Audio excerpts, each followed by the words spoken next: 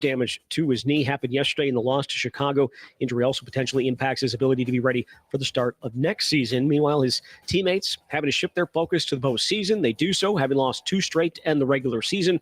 But that won't matter come Sunday afternoon in Philadelphia. It's a brand new season for Coach Matt LaFleur and company. This is like March Madness from here on out. I mean, anything can happen, and you got to be sharp and you got to be detailed. And, I don't think anybody has to do anything out of the ordinary, any superhuman effort. It's just guys got to be dialed in and doing their responsibility. We always talk about doing your 111th, and it's so true in these playoff games. This will be the second matchup of the season for the two sides. They also played in the season opener down in Brazil, with Philadelphia coming out on top 34-29. They went on to go 14-3 on the year, win the NFC East. Kick on Sunday is set for 3:30. Rural Mutual Insurance, keeping Wisconsin strong. Farmers deal with a lot, including long days, stress, and fatigue. This is your reminder to take breaks, stretch, have a snack, and hydrate your body. Avoid farm accidents by keeping yourself healthy. Visit ruralmutual.com to learn how Rural Mutual supports Wisconsin farmers and prioritize safety on the farm. Rural Mutual Insurance, keeping Wisconsin strong. Well, the Badgers are in New Jersey. It's where they're going to take on Rutgers tonight, looking to even their Big Ten record. The Scarlet Knights are unbeaten at home this year, but just 8-6 overall. Wisconsin only 2-4 at Rutgers since they came into the Big Ten in 2014. Tip tonight is at 6, and the Bucks are in Toronto to face the Raptors. Tip there is at 6:30. With this Wisconsin Sports Zone Network update, I'm Zach Heil, Prid. Anytime that you have mistakes, you got to own up to them. You got to face the music, look at yourself critically, and make the necessary corrections and make sure it doesn't happen again. I think that was a little out of character for us, and but it was unfortunate because it cost you a game. It's a disappointing finish, disappointing loss. It's the same thing. There's a lot of areas that we can clean up and we got to be better at. And the same kind of messages going through that locker room is, we got to go out there and make these plays and execute. We just have to be better. This is where Wisconsin gathers to talk sports. Packers, Brewers, Badgers, Bucks. The Wisco Sports Show is on the air. Now, here's your host, Grant Bills. It's a comment from Matt LaFleur from this afternoon's press conference, and then a comment from Jordan Love after the game last night. People get so frustrated when they hear coaches like Matt LaFleur, for example, go to the podium and say, "Hey, that's on me. I got to be better." Oh, that's so mad. He always says that. Well, what do you want him to say? You know what I mean? You want him to stand up there silently? He's got to say something. And the blanket statement of "that's on me. I got to be better." All right, that's the coach taking blame. Gerard Mayo for the Patriots just got fired yesterday, right after the game. And there were a couple of instances over the course of the season. There was one time after a game I remember seeing on Twitter that he was asked, like, "Hey, on 4th and 1 or whatever, Drake May can run. You ever think about getting him on the move?" And his answer was, "Hey, you said it, not me." Basically saying, I don't know, ask my poop for brains offensive coordinator. Oh, how could he not take blame? Okay, so a head coach, if they accept the blame, people get angry. If they pass along blame, people get angry. I did hear that comment from Matt LaFleur this afternoon and roll my eyes a little bit. He's like, anytime you make mistakes, you got to go and, own up to it. And, you got to face the music. Yeah, that's not really voluntary. You know what I mean? Like, when a head coach makes a mistake or a player makes a mistake, that's where the blame goes. There's not a process of you stepping up and accepting blame. It's just how professional sports work. So I don't blame Packers fans at all. Last night or today, listening to Matt LaFleur's press conferences and saying, man, it's kind of the same song and dance when the Packers lose or when they play poorly. It's a lot of the same messaging at the podium from the coach or from the players.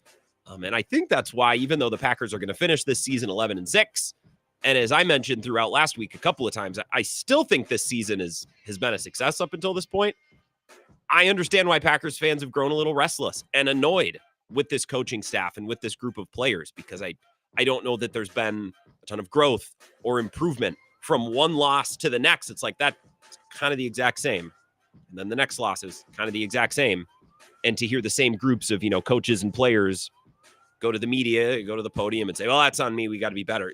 Yes, it is on you. At some point, you do have to be better or your season's going to end probably a lot sooner than you would have liked it to. At one point when this team, let's say when they were playing really well, they'd won a couple games going into Detroit, At that moment in time, if you would have told me, hey, they're going to lose in the wild card round, I said, I don't know. I would have thought a little bit more for this team and what we've seen from them, at least in stretches this season. But 2 losses to the Vikings, 2 losses to the Lions. They now have an opportunity to lose twice to the Eagles, too, if they're unable to go into Philadelphia as road underdogs on Sunday and lose. Just a weird season. And I tweeted earlier today, and maybe we can discuss this at some point before 6 o'clock, because I think it's an interesting conversation point, if nothing else. I think you can argue that the Packers are both better and worse than their record would indicate. It's really weird. I could argue, you know what? They're actually better than their record says. And I think I could get myself to believe that. And I could also argue they're worse than their record says they are. I think I could also believe that. I think both is true. It's a weird team. It's a weird season. Tonight's going to be a really interesting show as now they lose to the Bears. And as everyone was pointing out on Twitter yesterday after the game, they're a blocked kick away from going winless in the division this year. A really, really weird season. A lot to discuss tonight. This is the Wisco Sports Show. My name is Grant Bills. We're going to take a lot of your calls, lots of strong reaction, I expect, as now the Packers end their regular season and they have a date with the Eagles in Philly on Sunday. So I'll get to your calls. A lot of reaction tonight, as we do kind of throughout the season, Mondays after a Packer game. It's a little bit like an extended post-game show. 608-321-1670. If you want to call, I will get to you after the first break. Just a couple minutes from now. You can also comment on the live stream, YouTube, Facebook, and Twitter at Wisco Grant. I was so excited for this game yesterday afternoon. Even if it at some point became the Malik Willis show, even if they lost, I went into yesterday's game thinking, yeah, they could lose today. I'm still excited to watch, right? Because I enjoy watching this team. They have a lot of fun depth. So even when there's injuries or even, in the case of a weird Week 18 game where guys might rest, right? Like I enjoy watching Malik Willis, Bo Melton, and Malik Heath. I would rather watch those guys than, other wide receiver 5 or other wide receiver 6s over the years. I like watching Emmanuel Wilson. I like watching Chris Brooks. It's a fun team with lots of depth. One final game at Lambeau, one final regular season game playing a depleted Bears team. I was excited to watch yesterday's game. And yet, at 3:30 when the game ended, I kind of felt like my head had been stuck in a microwave for the last couple of hours. We are all stupider.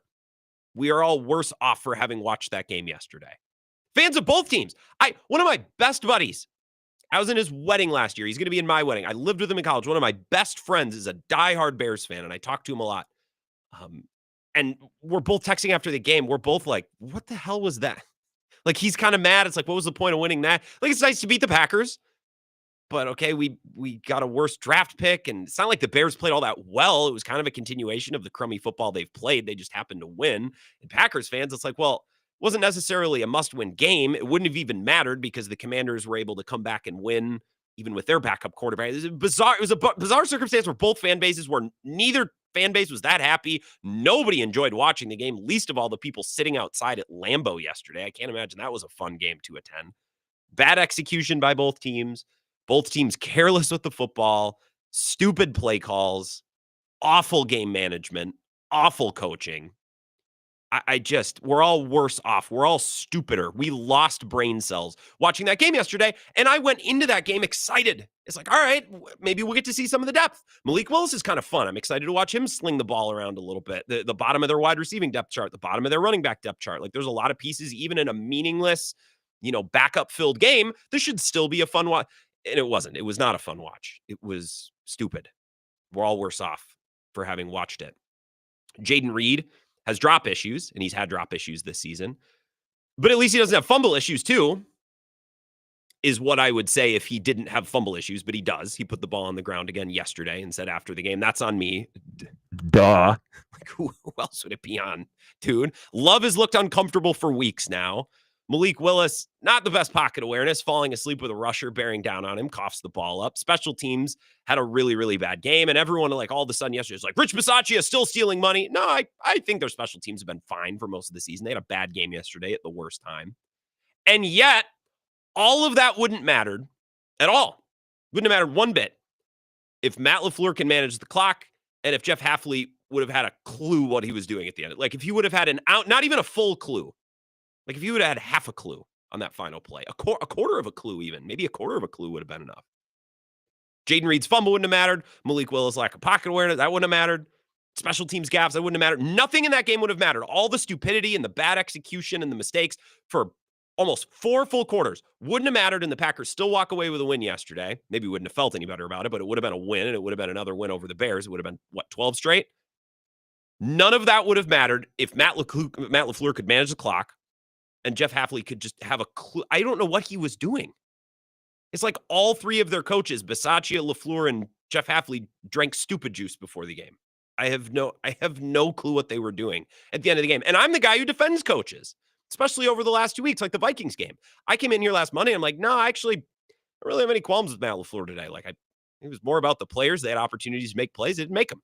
And that's what all the players said after the game, too. I'm like, yeah, maybe Matt LaFleur could have called a better play here or there, but a lot of times it's players need to make plays. And I'll defend coaches because I think a lot of criticism that is levied at coaches by either fans or media, I think some of it is just dumb. And I think a lot of it is noise. We play the results. Like everyone, another thing. Everyone's critical of Matt LaFleur's body language and emotions. Oh, he's too emotional on the side. I do not care. You could do backflips on the sideline. I don't care. Can you call plays? Can you manage the clock? Because I'm not convinced he did either one of those things well yesterday.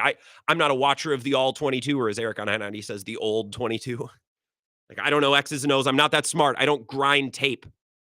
But I can sit at home and wonder, why the hell did you take a timeout? Why did you save 60 seconds for the Bears? Why were you rushing on the final possession?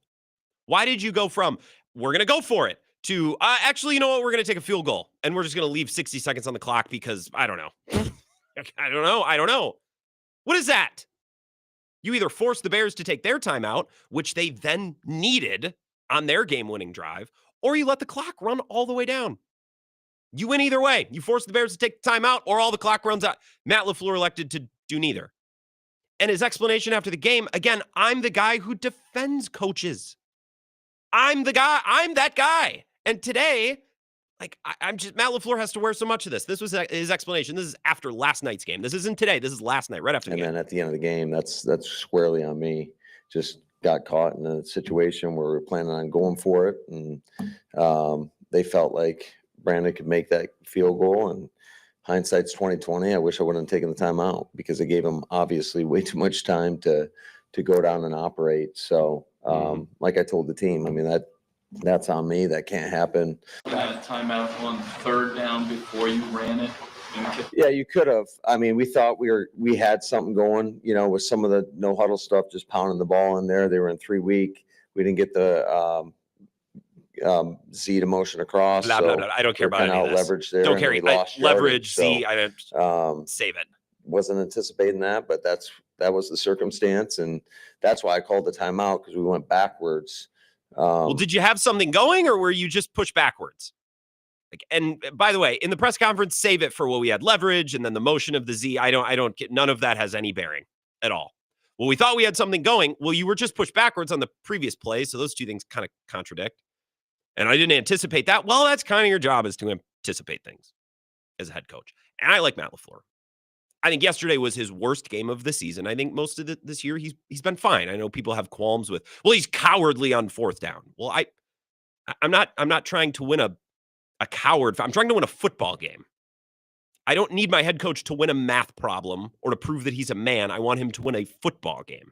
So that's how I view 4th down decisions, field goal decisions. I don't need Matt LaFleur to prove that he has a giant set. I want him to do the right thing to win a football game. And I think most points this year he has. Yesterday was the biggest clunker that he's had, maybe not just this year, but in the last couple of years. And then his explanation after the game, it's like, well, the Z had leverage and it's inside. Matt, we're talking about the clock. We're talking about the clock, which is up on that has nothing to do with man or zone. That has nothing to do with leverage. It's a clock. Like really bad explanation that didn't land with me at all. And he came across like I was overwhelmed. I couldn't anticipate. There was too much going on. And to say, well, I thought we'd go for it, but then I'm being told that McManus can kick it. Man, could you have that conversation like 2 minutes earlier?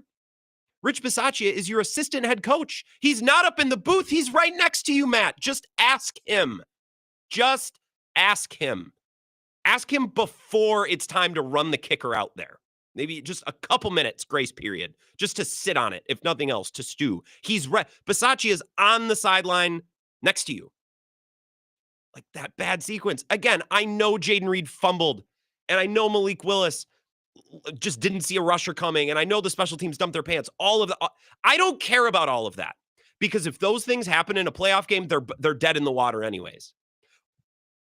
But in the event that the Packers actually play well next weekend and they prepare well and they come out firing and Jaden Reed catches everything and Jordan Love is actually making throws, and well, now I'm going to be worried if Matt LaFleur just like can keep control of himself in a time where he needs to manage the clock and consider how to use his timeouts to kick a field goal or to go for it, right? Like, okay, Jaden Reed fumble. Oh, yeah, that's annoying, but if Jaden Reed fumbles next weekend, they're not winning. Like, it's just, then they're drawing dead and it doesn't matter. The Matt LaFleur, that clock sequence, that's what loses you a playoff game. That's what we would talk about all offseason after the Packers lose a one-score game that we all think, man, they really should have won that game, but our head coach got overwhelmed and there was too much going on and he couldn't anticipate, even though the job is to anticipate. It's the job of a head coach. We learned today that Christian Watson tore his ACL. Jordan Love left the game yesterday after banging his elbow, a funny bone injury, which is so funny. All the Twitter doctors is like, looking at the video, it looks like he hit his funny bone, and they list their medical recommendations. Like, well, I'm sitting on my couch at home and I'm watching it on mute, basically, and I could tell you that. So thank you for that diagnosis. Two different injury scenarios, Christian Watson and Jordan Love. I'll give you my take on both and then a big picture take on how yesterday was managed, and then we'll take a break and we'll get to your calls. It's a game against a rival with seeding on the line following a loss. No problem with Matt LaFleur playing his guys. None. Try to put together a good performance, build some momentum going into the playoffs. Jordan Love hasn't been lighting the world on fire. Christian Watson's coming back from an injury, trying to get some momentum, trying to get some rhythm. No problem with him playing any. I also wouldn't have had a problem if he rested everyone. I also wouldn't have had a problem with that, right? I wanted to see a good game from Jordan Love. Yesterday was an opportunity for that, so play him, no problem. And Christian Watson has missed time. He needs some reps. He needs some rhythm. He said on Friday, I want to play. Let Jordan Love and him, connect a couple of times, get a good feeling. With Jordan Love, man, this guy needs to protect himself. Like, that's not on Matt LaFleur. These young quarterbacks, they play like they're invincible. Like, they can run around like they're in college, playing flag football, drop back and, drift 12 yards behind the line and spin move and run around and try to throw on the run. Dude, drop back, 5 steps, plant your foot, deliver the ball. He's done almost none of that, it seems like, the last couple of weeks. And like, one awkward hit against the Eagles in week 1 is one thing. This is his 3rd injury this year, and they all stem from him trying to do too much and holding the ball. Protect yourself. That's on Jordan Love to me. That's not on Matt LaFleur. And Christian Watson, look, before this week, if he had no defenders left, it would mean that I passed away, that I expired. Because I think he's been way better than Packers fans have given him credit for. The injury thing is real, yeah. And he's had some bad drops, but he's had way more he's had sure hands on a level past Dontavian Wicks, past Jaden Reed, past Romeo Doubs, right? I think he gets a raw deal from fans. It's a huge bummer that he's hurt, but I'm out. I'm out. And it's not his fault, but he can't stay healthy. And now he's going to miss, if not all of next year, most of next year, from an injury that he could have suffered in practice. Like, I'm not going to put that on Matt LaFleur. And in a weird, bizarre, dark way, and I'm sorry to be insensitive, but it's a fact, I find this injury freeing from a team building perspective. You now have clarity. He's not the answer. Go find his replacement. You need a new field stretcher. Go draft one. This is not a guy that you can extend and give a contract to. And in a weird way, I'm actually kind of glad. I wish that he was healthy. Don't get me wrong. But in this situation that we've been handed now, I'm actually glad we don't have to spend the entire offseason debating whether or not he's a wide receiver of the future that you can extend, because this makes it clear. You can't. Go find another guy. This is very liberating and clarifying from a team building perspective. So silver lining, now they're without a man beater in Philly. But this clarifies a lot of things for Brian Gutekunst in the way that he needs to build the skill position room and the wide receiver room moving forward. To your calls next, just 3 minutes. I'll be right back. 608-321-1670. This is the Wisco Sports Show with Grant Bills on the Wisconsin Sports Zone Radio Network.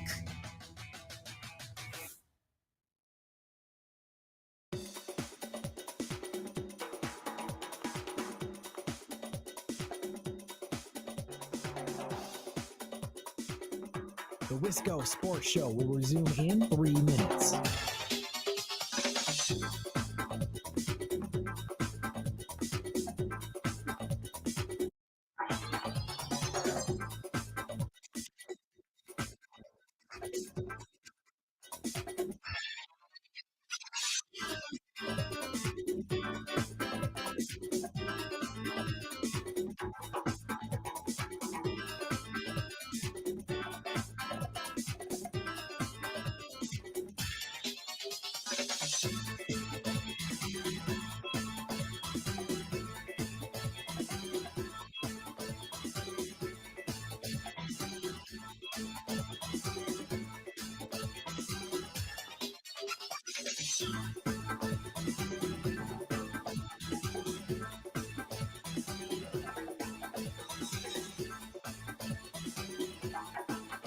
The Wisco Sports Show will resume in 2 minutes.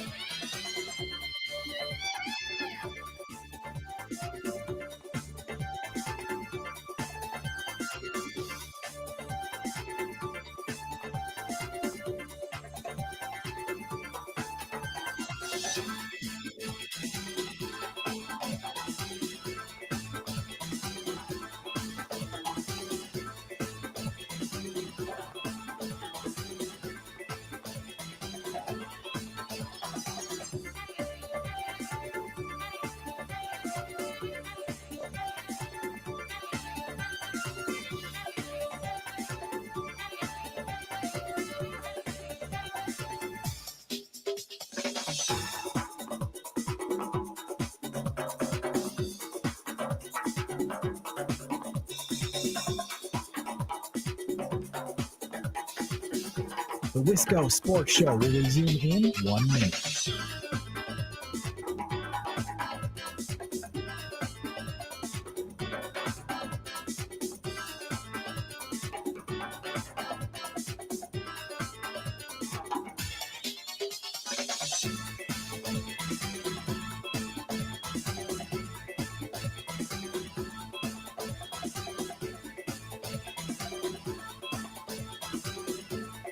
The Wisco Sports Show will resume in 30 seconds.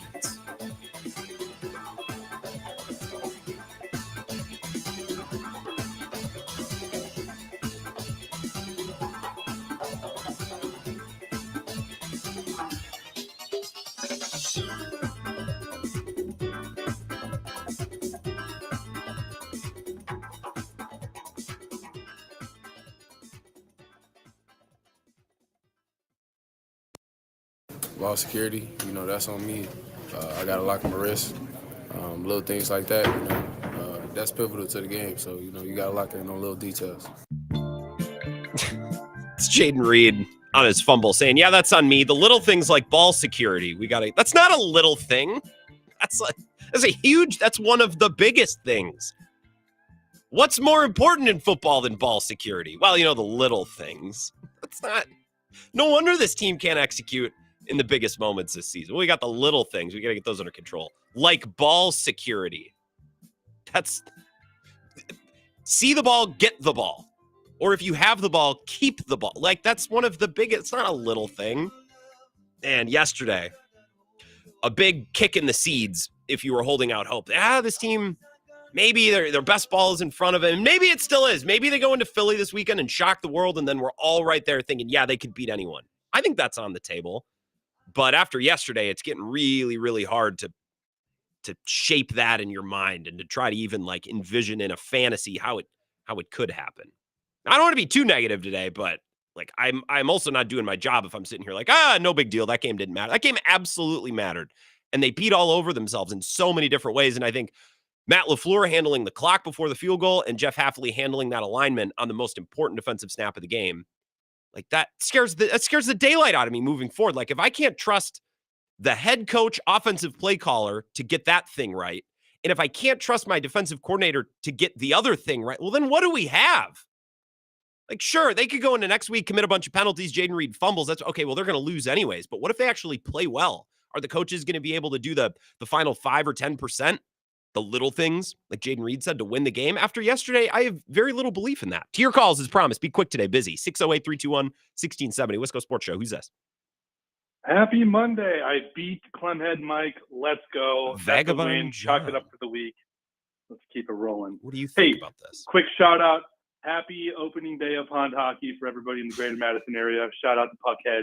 No snow, cold temps. Good ice. The rinks are going to be absolutely perfect. So get out there, get the skates on, lace them up. Even if it's been a couple years, have a couple beers first. It'll help. Secondly, Grant, I don't know how the hell anybody's going to make an argument that this team is better than the record, right? If you're thinking about the Bengals, I was thinking about it when I was on hold. Mm-hmm. I think the Bengals are the number one team this year where, yeah, they're probably better than the record.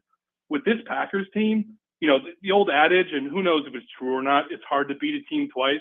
Not a Matt LaFleur coach team. No. I mean, geez, you made the point. I mean, they're incredibly easy to beat twice. And so that's why I thought yesterday was such an important game.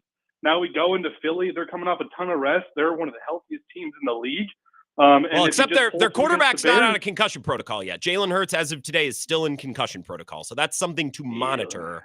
But the Eagles are awesome at just about every position, and they're getting healthier. Yes, to your point. He's going to be back. I think so. I think so. Protocol, there's no way. But what if he's not? But what if he misses, the next 3 days of practice and he only gets one? You know what I mean? Like that's not nothing. Is my point. It's the Eagles are awesome and they're healthier than the Packers. But yes, it's the NFL playoffs. Anything can happen going forward. To your point, the Packers going in and winning by 20 points isn't off the table. We saw it in Dallas. Nobody saw that coming. So we're not even a year removed from seeing our team do it. They're certainly in the cards. But if you talk about the past, right?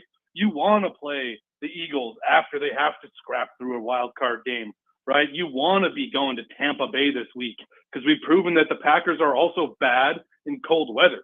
Now they're going to Philly instead of Tampa. I think we've got a warm weather team in Lambeau. And in terms of last point here, in terms of the fans and feeling bad for the fans at Lambeau, cold weather games rock. You can bundle up. I will take all of the sympathy through sitting through that second Lions game when it downpoured and it was 45 degrees the entire time. Yeah. That was about as bad as it gets. But shout out Puckheads. Let's get out there. Keep it clean. Keep it clean. Keep it clean. And shout out Marshawn Lloyd for existing. Yeah. By the way, Marshawn Lloyd, and I thought of Vagabond John, Tom Silverstein reporting that his season is done, not because of his appendicitis, but that he hurt his hamstring again, which is just such small potatoes at this point in the year. But isn't that just so on brand for the rookie year that he had? And pond hockey, let's keep the puck on the ice. Let's keep the sticks low, to Vagabond John's point as well. This is good hockey. No snow, but bitter cold. It is perfect on the lakes and the ponds. You are correct. No Joe Barry mention. I think we'll talk about that final sequence. Many people calling it Joe Barry-esque.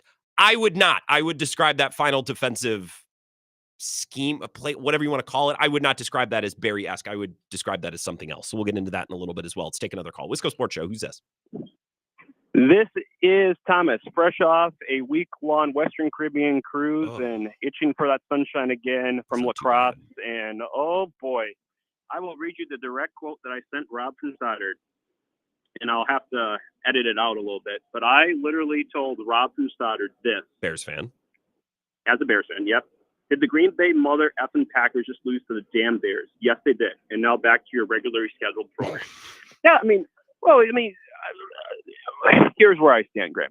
Okay. You're absolutely right. We could have rested our starters. But here's what I think. Bears may have got lucky with Santos there. Now, he ruined the game for them the very first time. Not so this time.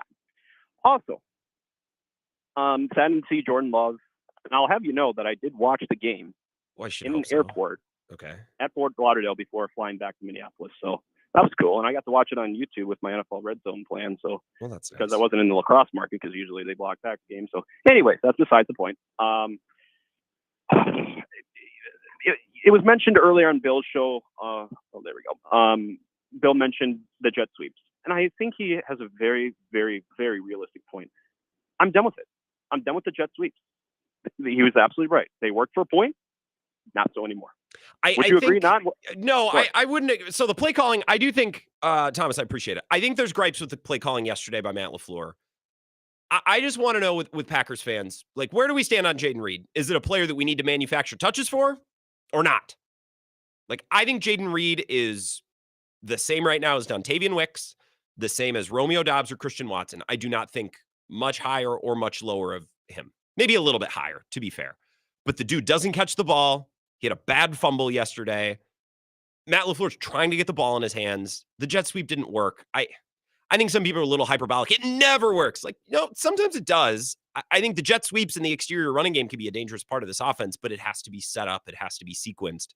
And it wasn't yesterday. But then later on in the game, on like 3rd and 1, 3rd and 2, then they hand it up the middle, they get stuffed. It's like, well, that's not very creative. So I think yesterday, if you have a play calling gripe, it's more fair and reasonable than previous other games. I don't know. I'm not an X's and O's expert. I don't watch the all 22. But that Jaden Reed jet sweep did not seem to have much of a chance. So I think Matt LaFleur has to wear that, to your point, Thomas. 608-321-1670, Wisco Sports Show. Who's this? Hey, it's Uncle Packer. Uncle Packer. Wow. Couldn't have been worse, huh? What a terrible, I'm optimistic, and this has been a rough ride. The last two games, just the coaching. As a fellow owner, I can't coach the Packers, and you can't, and you got to ride with our coach. But you gain tendencies after a while. You watch them for 6 years now, Sure.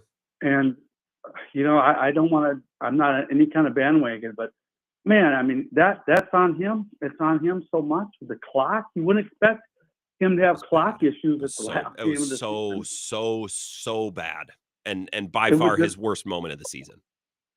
Last year we snuck up on a team that had some air problems, and I think that nobody expected the Packers to play like this. And I think this year they're expecting that, and I don't think the teams they're going up against are going to be as rough, as bad as the Cowboys were last year.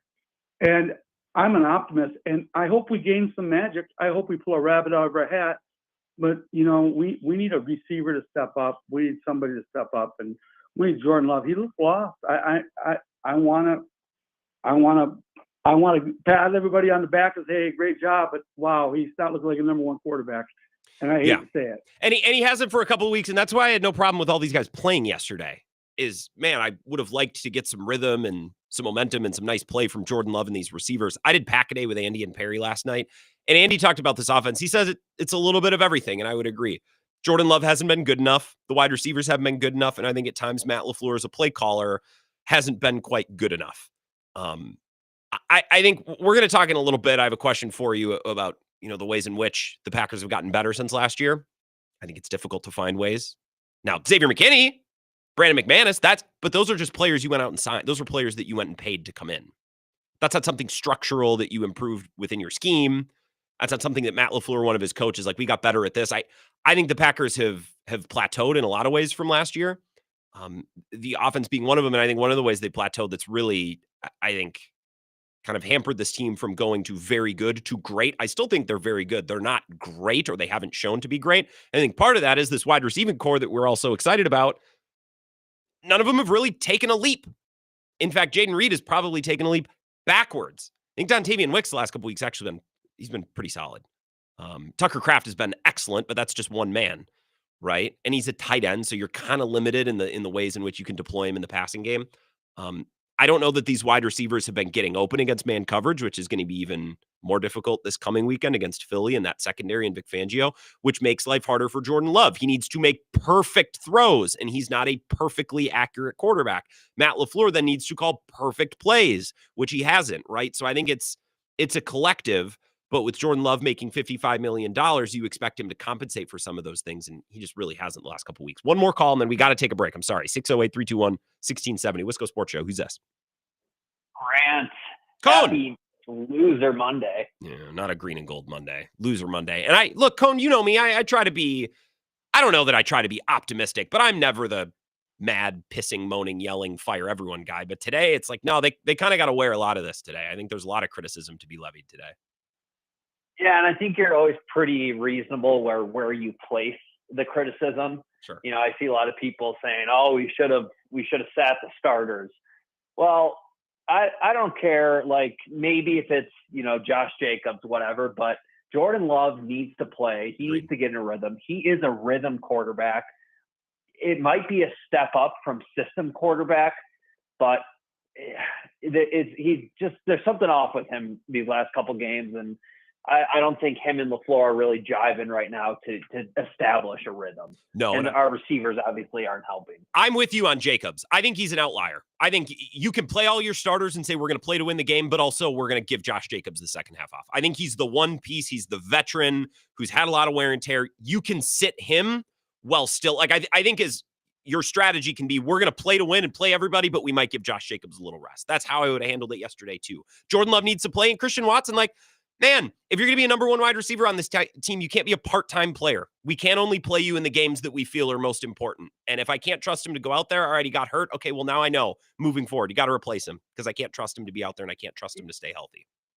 Yeah, I really like that take by you, honestly. It gives us our decision. Watson's not a guy you can build this core around. That's for sure. And it's a bummer because I like him. I like him as a guy. I like his attitude and I like his skill set. It's too bad. I'm not attacking him personally, but it sucks. That's just the way that it is. Yeah, I hope his parents aren't listening right now. I don't like the way this playoff is setting up. I think we've seen this story before where we go on the road against a team with an explosive offense and a mobile quarterback. I think this is whatever year it was, 2012, 2013, San Francisco all over again. You think so? Yeah, I think so. Look, here's the thing. Like, even if they come in, they contain Jalen Hurts, they stop the run. Well, good luck with A.J. Brown and Devontae Smith. Like, you're going to trust Keyshawn Nixon and Eric Stokes against those two war horses? Like, I don't. Philly just has an answer, really, on offense and defense at every position. And I don't know that the Packers personnel is equipped to deal with that. Well, we have, Rashawn Gary. We have Lucas Van Ness. Maybe those guys can contain. They're not sacking the quarterback, but maybe they can contain the quarterback. Very high-valued first-round picks in the Gutekunst era. So, contain merchants, maybe. Cone, I appreciate it. I appreciate hearing from you on a Monday right away. Let's take a 5-minute break. If you're on hold, I promise I'll get you right on the other side, but I do have to take a break. 5 minutes. We'll continue the Wisco Sports Show next. This is the Wisco Sports Show with Grant Bills on the Wisconsin Sports Zone Radio Network.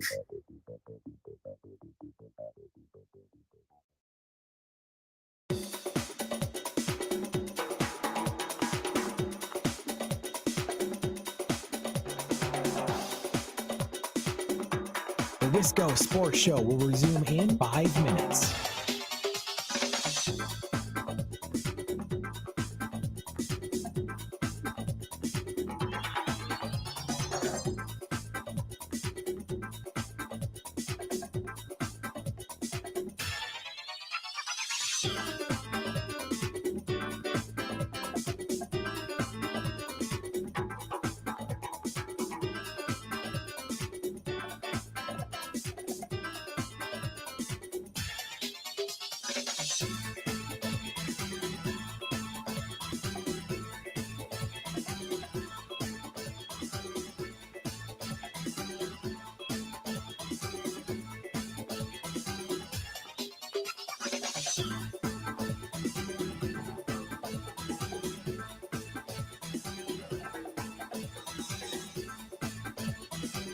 The Wisco Sports Show will resume in 4 minutes.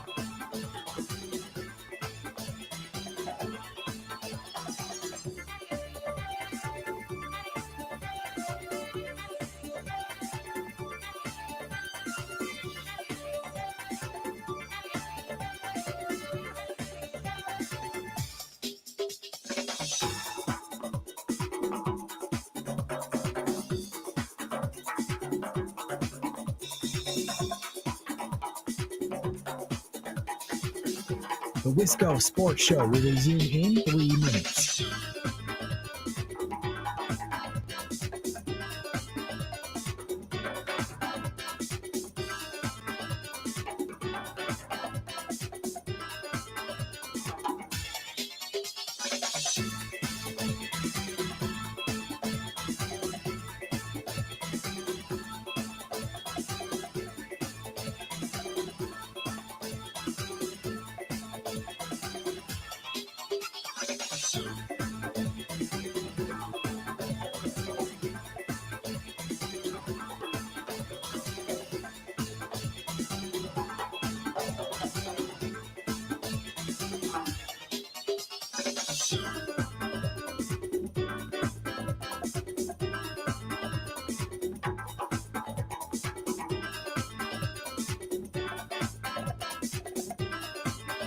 The Wisco Sports Show will resume in 2 minutes.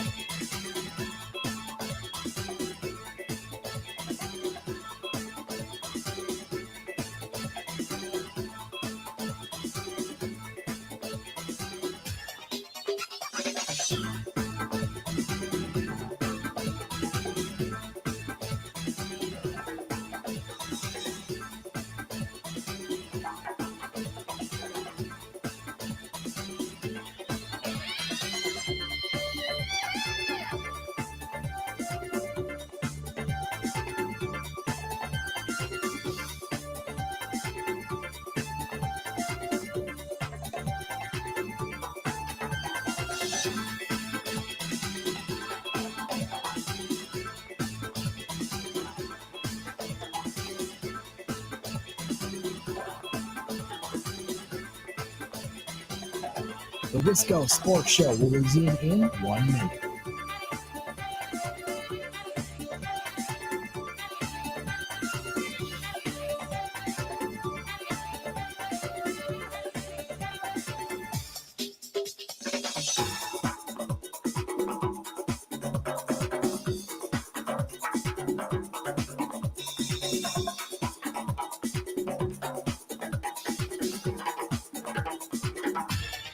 The Wisco Sports Show will resume in 30 seconds.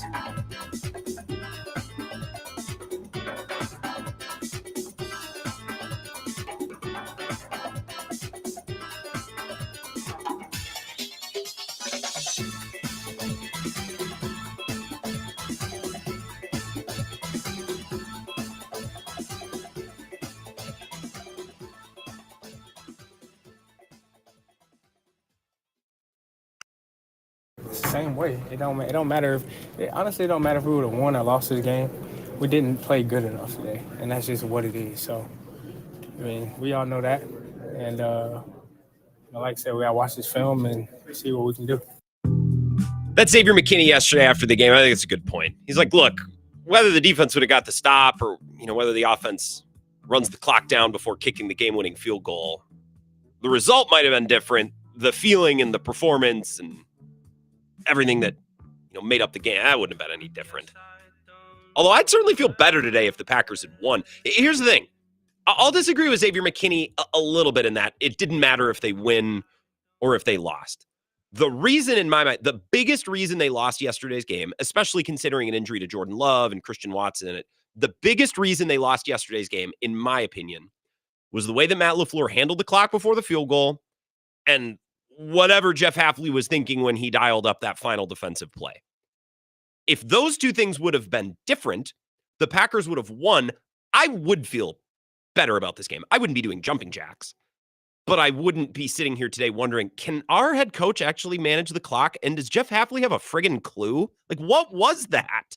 So I'll disagree a little bit with Xavier McKinney because if the Packers would have won, that would mean that LaFleur managed the clock better and or Jeff Hafley had a clue on the final possession, and I would feel better about that. I'd still have concerns about Love, and it sucks that Watson got hurt. I'd still have those concerns, but man, at least I wouldn't be questioning how good my coach and defensive coordinator are. So small difference. I'll differ with Xavier McKinney a little bit. If they were looking to come out and dominate, yeah, that went out the window in the first quarter, but I'd like to still have some confidence in my coach, if nothing else. 608-321-1670. We're going to take a couple more calls. Final segment of this hour, I'm going to update you on Little Packers news that we learned from Matt LaFleur today and some news on NFL coaching openings, because I think that's one of the most interesting topics and interesting stories to follow and to talk about all season long. And then at 5 o'clock, I have another Packers topic that I want to throw at you. But first, a couple last callers that have been waiting, and I want to get them in. 608-321-1670. Wisco Sports Show. Who's this? Hello. This is Robin. Hello, this is Robin Saturn. Rob, your Bears finally got one. What has it been, like 6 years? 2,212 days before yesterday, to be exact, Grant. I was a freshman in high school, and I think your show was brand new in 2018, if I'm remembering correctly. Brand new, brand spanking new, August of 2018. You are correct. And what a fall, by the way, what a fall that was for us Brewers fans, Rob. What a great time to start a sports show. The peak of Yelich. And we thought, man, Council, we're going to have a couple years of deep playoff runs at that point. That's what we thought. Yeah, all I'm going to say for the Bears is that was long overdue. And shortly before the show started, my phone blew up with a notification on Twitter where you're going to not want to drink any water here. The Bears requested permission to interview Mike McCarthy. Yeah. The Bears have. I don't know what I'm going to do there. So today during Bill's show, Rob, congrats on the win. I just got a couple callers I got to get to. Today during Bill's show, I was keeping a log of everyone the Jets are interviewing or have requested to interview and requests that the Bears have put out as well. I don't really care about the Patriots, the Saints, or the Jaguars, but Jets and Bears, those two interest me. I'll share that information with you again, the final segment of this hour. So coming up after this next break. Congrats, Rob. I don't mean to move past you. Congrats. I'm sure as a Bears fan, that was, be honest, of all the ways to get off of the losing streak, that had to be just about the least satisfying way possible. It was satisfying. I'm not saying that it wasn't satisfying, but if you had to drop the least satisfying way to finally get one off the Packers, I would have to think yesterday. That was about it. 608-321-1670. Wisco Sports Show. Who's this? Denny from Holman. Denny, you know what, Denny from Holman? I thought of you last night watching Van Ginkel. That dude he's just unbelievable. And to think that the Packers wouldn't even look at him, he is really. And then did you see for the Bears yesterday, T.J. Edwards? Mm-hmm. He was another linebacker from Wisconsin. And what did we get? We got Vince Beagle, not Herbig, not Van Ginkel, not Watt. We got Vince friggin' Beagle. I know. So here, I like the way that the Packers said, "Yeah, we're going to clean things up." What happens the first play of the game? Penalty. Well, the first play of the game, yeah, penalty, and then LaFleur takes the ball again. I don't know how many times it's proven that that's not a good choice, especially for him. And then you think they can't get any stupider plays. Well, let's do this and fake and make them think that we're going to catch the ball, and then the other side will catch the ball and nobody will touch them. Now that was very poor. That was very poorly defended by Rich Bisaccia's return unit. I will say, and Denny, you know me, I'm not one to sit here and bellyache about officials. I think Fitzpatrick was like LaFleur. And LaFleur. I think Fitzpatrick, the tight end, was held, and I'm shocked that it wasn't called because Denny, you know this. Any little tug on a return, there's nothing that makes these referees happier than throwing a flag on a punt return. Like those refs, that's right. Every little thing. And I thought Fitzpatrick was grabbed, but he was the only one over there. So okay, if he gets beat or if he gets held, they didn't deserve to stop that punt return, but I do think that was a penalty. And I want to say something to you too about Reed. He did have a couple of nice catches yesterday. He seems to come up with the ball. And I know Bill gets on him, and I know that you said but I think, like it was the sophomore season, so I think he'll get out of that slump next year. Well, you got to hope. I think the hope now becomes Dontavian Wicks explodes next year. Jaden Reed explodes next year. Look, they could explode in the playoffs. Who knows? But man, if I can't trust you to not put the ball on the ground, and if I can't trust you to catch a ball on a gotta have it 3rd and 6 or a gotta have it 4th and 4, I just don't have much use for you. And I certainly don't have much use for you in a capacity like you got to get him more touches. Well, every time he gets an opportunity, he drops it or he fumbles it. So I don't know. I am down on Jaden Reed, but he did make a couple nice plays. But but the fumble was more harmful than all of the other plays he made put together. 608-321-1670. One last call, and then we're going to take a break from the phones for a little bit. Wisco Sports Show. Who's this? Hey, Grant, Tony from Texas. Tony. AKA president of the Malik Willis fan club. How are you? Good. What did you think of Malik yesterday? I thought he was fine. The pocket awareness, not exactly a strong point, but other than that, I thought he was fine. And I enjoy watching the guy. That was his one rough spot was that. But I bet you if you put Malik's stats together throughout the entire year, they're pretty damn good, even though he probably faced the worst teams in the NFL. So LaCroix Butler, meet me halfway. I think we're both right on this one. Hey, Grant, I got to give some love to number 12, Aaron Rodgers. If this was it, what a hell of a career. What a way to go out. I'm glad he went out like that, gave Pam Oliver a hug. Aaron Rodgers, always going to love that guy. I do too, and it was nice to see him get a win yesterday and to have that connection with Adam. I'm not going out of my way to rip Aaron Rodgers right now. I think that's lame. There are times where he deserves a little flack. I don't know that Wisconsin sports media, of all people, need to be the people that give it to him. But it was a nice moment for him yesterday. I'm happy for him. Yeah. Hey, you're right about the coaching. I haven't blamed the coaching all year. I think the coaching's been fine. It's been good. And this is the one game where the coaching let him down. I think in all the other games, you could say, yeah, those teams, they're maybe a little bit better than us, but the coaching did let him down. And I'm actually glad they lost, and this could give them a kick in the ass. It's an irrelevant loss, really. So if the Bears were going to beat us, who cares? Now we have to focus on the playoffs. And you think, what's your first hunch? Is it going to be one of those epic meltdowns at the end, or are we just going to get our ass kicked? So I'm glad you asked this. I don't think they're going to get their ass kicked. They didn't get their ass kicked. One of my thoughts watching last night's game was, the Packers went into Detroit, stepped all over themselves, and still could have won that game. The Vikings weren't even close last night. So of all of the complaints about the Packers against good teams, and I believe I saw Andy Herman tweeted this last night. The Vikings are losing this game by 22 points. The Packers lost their 6 games by a combined 24. This isn't some look the Packers are better than the Vikings tweet, but a reminder of how close the losses have been. I think the most likely scenario is the Packers play pretty well next weekend, get our hopes up, and they lose a close game, very similarly to the way that they've lost to the Vikings, the Lions, and the Eagles so far this year. Yeah, pretty much story of our lifetime. But, we'll see how it goes. I predicted 11-6 before the year. They're 11-6. It's been a good season. We've had an easy schedule. and, we'll see what happens. But next year, the heat will be on Matt LaFleur next year. He will have a lot of pressure. So if he's going to be a little whiny, bitchy Matt this year, wait till next year. He's going to feel it. Yeah, this was brought up on Bill's show earlier today. That's a good call, Tony. Nice to chat. I also think, for all Packers fans, who's like, next year's going to be big for LaFleur. Next year's big for every NFL head coach. You know what I mean? There's no head coach in the league where fans are saying, well, even if next year's bad, you figure 2 or 3 more years at least before we really start to clamp down on this guy. You know what I mean? That's not how the league works. But next year, and coming up at 5 o'clock, just something to stew on until 5 o'clock. This is what I want to ask you at 5.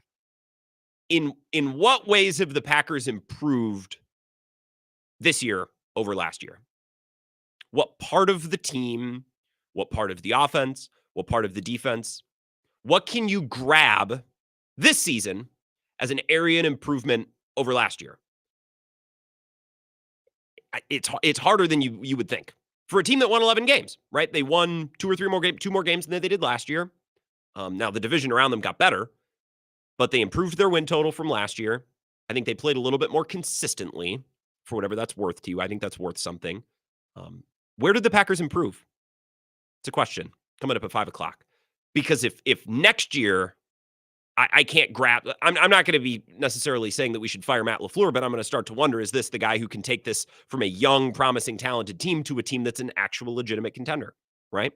So, Tony, along the lines of thinking about next year, I'm thinking about this year and trying to find, all right, in what ways did this team grow under Matt LaFleur this year? I think there are some areas, but for a team that added to their win total and I think took another step from last year, it's not as easy to say, well, they got better at this. It's not a lot. But think about that. We'll return to that at 5 o'clock. Coming up next, I want to tell you some of the developments around the league with NFL head coaching openings, because it's one of my favorite things to follow and to talk about, head coaching, hiring, and firings. We'll do that next.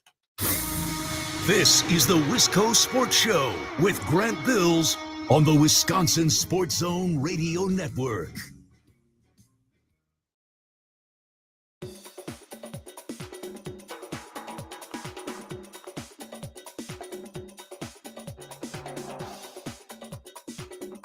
The Wisco Sports Show will resume in 3 minutes.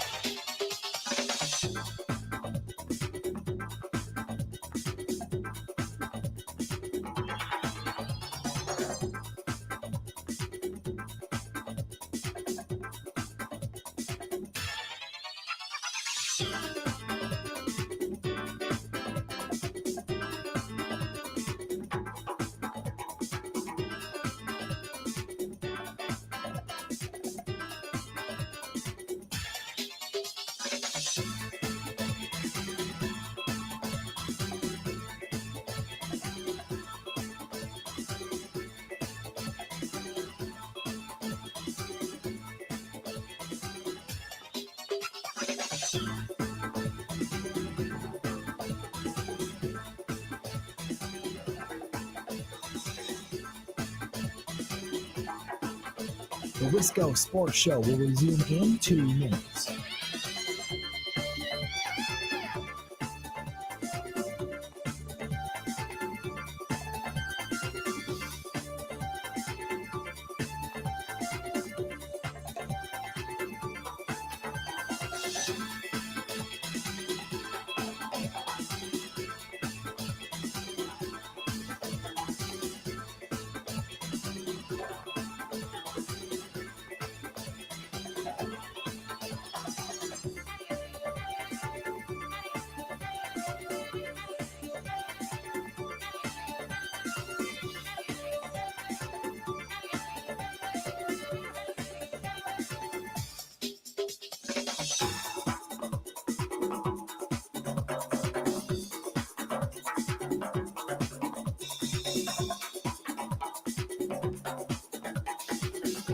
The Wisco Sports Show will resume in 1 minute.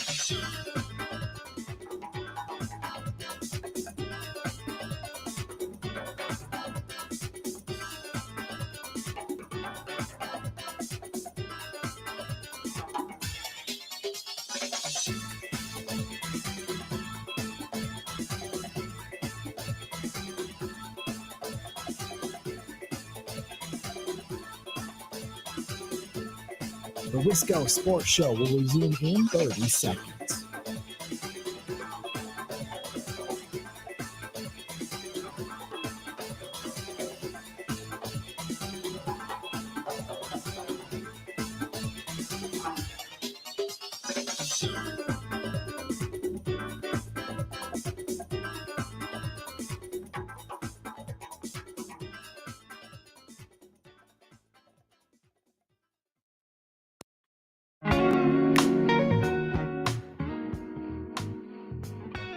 Wisco Sports Show, 55 minutes from the Monday mailbag.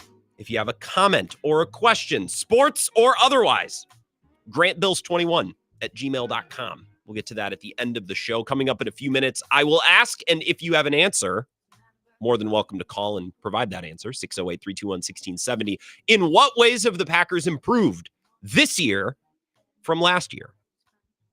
And it's easy to say, well, kicker or Xavier McKinney. Okay, well, those are just players they added. I'm talking about the coaches and the players who are here, who's developed or what has developed or what areas of the team, what parts of the offense or defense. It's a hard question to answer. It's a surprisingly difficult question to answer considering they've won more games this year than last year. It's an interesting. This is going to be a fascinating Packers season, whenever it ends, whether it's in Philly this weekend or weeks down the road. Maybe they win the Super Bowl. If they win the Super Bowl, it's going to be this will be one of the most interesting Packers seasons in recent memory to talk about post-mortem, no matter how it ends, with one playoff win, with 0 playoff wins, or with a championship. It's going to be interesting in any event. It's Black Monday today. I've been following the Jets and the Bears. Now, the Patriots fired Gerard Mayo yesterday, which I think makes sense. They sucked. And a lot of folks are like, well, what do they expect from Gerard Mayo? Okay, well, that's why you don't hire Gerard Mayo, who'd never even been a coordinator, to take over the worst roster in the league. Now they have a promising young quarterback, a ton of cap space, an excellent draft pick. Like, you just can't let Gerard Mayo continue to be in charge of that. So that's not surprising. I think that's the most attractive job. If I was a top candidate, I'd be looking there. And I'd want to hear from the Crafts. Are you going to spend? Are you going to do all these things? But you got the quarterback, you got the picks, you got the money. A division that, yeah, Josh Allen's there, but it's not like that division is filled with juggernauts. The Jets are a mess, and the Dolphins are, God only knows. Tyreek Hill says he's leaving. The Jets so far have interviewed Mike Vrabel and Ron Rivera. I thought, from what I heard from Rex Ryan on TV today, that he had interviewed, or maybe he's going to interview. I think the Jets should hire Rex Ryan.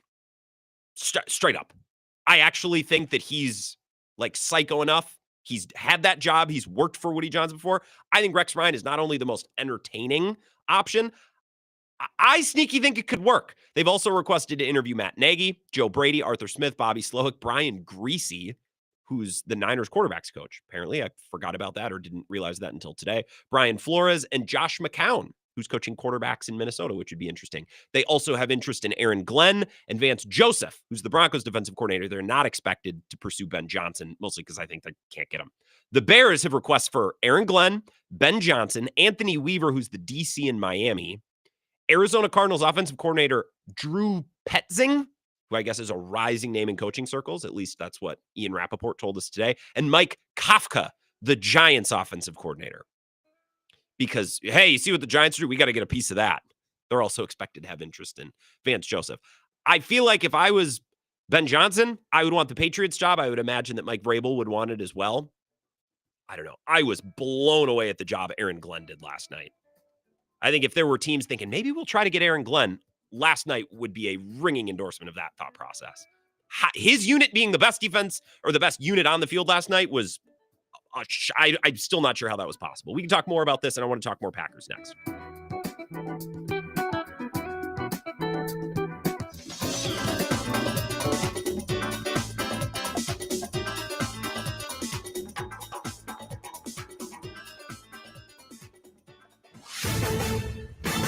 This is a Wisconsin Sports Zone update. Well, Packers coach Matt LaFleur confirmed this afternoon that wide receiver Christian Watson tore his ACL and is done for the year. I hurt for him. I obviously hurt for our team, but I just more for him just because I know how much he's put into this thing, and just like all our guys, and you never want to see that. And it's an unfortunate part of our game. But like I told him, I know he'll attack it the right way. He'll handle the adversity. It'll just be a bump in the road for him, and I think he'll come back better. That's just how he is built. While LaFleur hurts for Watson, his absence hits the Packers offense hard as they get ready for Sunday's game against Philadelphia. Just his presence on the field alone, he's so versatile in his ability to play multiple positions. You can put him at the X, the F, the Z. You can move him all over the place. Obviously, he's got an element in terms of his size and speed that's tough to replicate. There's not many built like him around the league. The Eagles still dealing with an important injury themselves as quarterback Jalen Hurts remains in the concussion protocol. He's missed the last 2 games. Kick on Sunday in Philly set for 3:30. A win would send the Packers to Detroit for the divisional round. Rural Mutual Insurance. keeping Wisconsin strong. Farmers deal with a lot, including long days, stress, and fatigue. This is your reminder to take breaks, stretch, have a snack, and hydrate your body. Avoid farm accidents by keeping yourself healthy. Visit ruralmutual.com to learn how Rural Mutual supports Wisconsin farmers and prioritize safety on the farm. Rural Mutual Insurance, keeping Wisconsin strong. Well, the Bucks and Badgers both back in action tonight. Milwaukee is in Toronto to face the Raptors, while Wisconsin is in New Jersey to take on Rutgers. Badgers looking to even their Big Ten record at 2-2. With this Wisconsin Sports Zone Network update, I'm Zach Heil, Print. Anytime that you have mistakes, you got to own up to them. You got to face the music, look at yourself critically, and make the necessary corrections and make sure it doesn't happen again. I think that was a little out of character for us, and but it was unfortunate because it cost you a game. It's a disappointing finish, disappointing loss. It's the same thing. There's a lot of areas that we can clean up and we got to be better on. And the same kind of messages going through that locker room is, we got to go out there and make these plays and execute. We just have to be better. This is where Wisconsin gathers to talk sports. Packers, Brewers, Badgers, Bucks. The Wisco Sports Show is on the air. Now, here's your host, Grant Bills. Hour number 2, I want to get back into the Packers in just 2-3 minutes tops. Talking a little bit about the Jets, who they're looking to interview, the Bears, the Patriots. I don't know about the Saints. That feels Aaron Glenn-ish. The Jags, I don't know. They're retaining their general manager, Trent Baalke. And just based on what certain football people are willing to say online, it would seem that no one likes that guy. And I'm not really sure how he's still employed. The Giants are retaining Joe Shane and Brian Dable, their head coach and general manager. The Dolphins, their ownership, Stephen Ross came out and said they're retaining general manager Chris Greer and head coach Mike McDaniel. And Tyreek Hill's like, I'm out. He might be under contract. I don't know what his contract situation is, but he has announced that he's leaving. Okay. All right. And an interesting, I think for most of the league and most of the fans of the league, I think an interesting footnote is the Colts are retaining Chris Ballard and Shane Steichen. And I'm not advocating for anyone to get fired, but I think lost in the shuffle of lots of dysfunctional teams down the stretch this year. We all heard about the Jets and read the Woody Johnson stories and what's going on with the Bears and Kevin Warren and the Jags. They're the Jags, right? All of these teams, bad ownership and bad general managers and dysfunction. The Colts, they're not a huge media market and they don't necessarily get the run that, New York or the Bears get, but the Colts had been as dysfunctional, it would seem based on what I read, as any team in football, where players aren't showing up on time and players are questioning the process of what they're doing with Anthony Richardson, and half of the locker room doesn't believe in Anthony Richardson, and players showing up late, which I think I mentioned, but I'll mention it again because that's nuts in the NFL. And Jim Irsay's retaining general manager and head coach, which is surprising to me. I think Shane Steichen's good, but if you can't command the attention and the respect of your locker room and your players, I mean, you can be good with scheme. Although I would argue, has Anthony Richardson gotten better under Shane Steichen? And is Chris Ballard, is he going to wear the selection of Anthony Richardson when that ultimately it seems like it doesn't going to work out? I don't know. So that's surprising. It's not going to get a lot of run. But if you read about the league, and I don't, I read footnotes and I read tweets, and I suppose I read The Athletic close to every day. But the Colts have been just about as dysfunctional as any organization. I mean, Pat McAfee's going both barrels at the Colts on ESPN, and they're bringing everybody back, which I think is interesting at the very least. I like interesting things. That's the point of the show. 608-321-1670. Get ready with those phones. We haven't taken phone calls in about 15, 20 minutes here. Something that I want to ask you, something that I was thinking about earlier today, and I told Bill, hey, bring this up. Let's chew on this for a segment at least. In what ways have the Packers gotten better from last year to this year? Now, they won 2 more games, right? I think they got more consistent against the teams that are even or lesser than. Now, they didn't notch a win against the Lions or the Vikings, but I believe both of those teams are awesome. And I think there's a little fluke to that. Not a ton. I'm not excusing away those losses as the Packers got unlucky. But I think if you were to play this season back a couple of times, in most simulations, they notch a win against the Vikings and or the Lions. I think it's a little fluky that they somehow beat every single team except the Eagles, the Vikings, and the Lions. I think if you were to take this season and put it into a computer and play it 100 times and get the most likely, the most common result, the most common result would feature them winning one of those games against the Lions and the Vikings, but also maybe losing a game to the Jags and the Texans, because those games were kind of, it's just fluky. I think they won games against lesser teams that they should have lost, and they also lost games to greater teams that they probably should have won, right? But in any event, I think their record is representative of how good they are. They're 11-6, and they're the 4th or the 5th best team in their conference, okay? And that's still a step forward from where they were last year, record-wise, consistency-wise. I'm talking about run game, passing game, player development at any given position, coaching, and game management from any coordinator or coach. Where did they improve from last year to this year?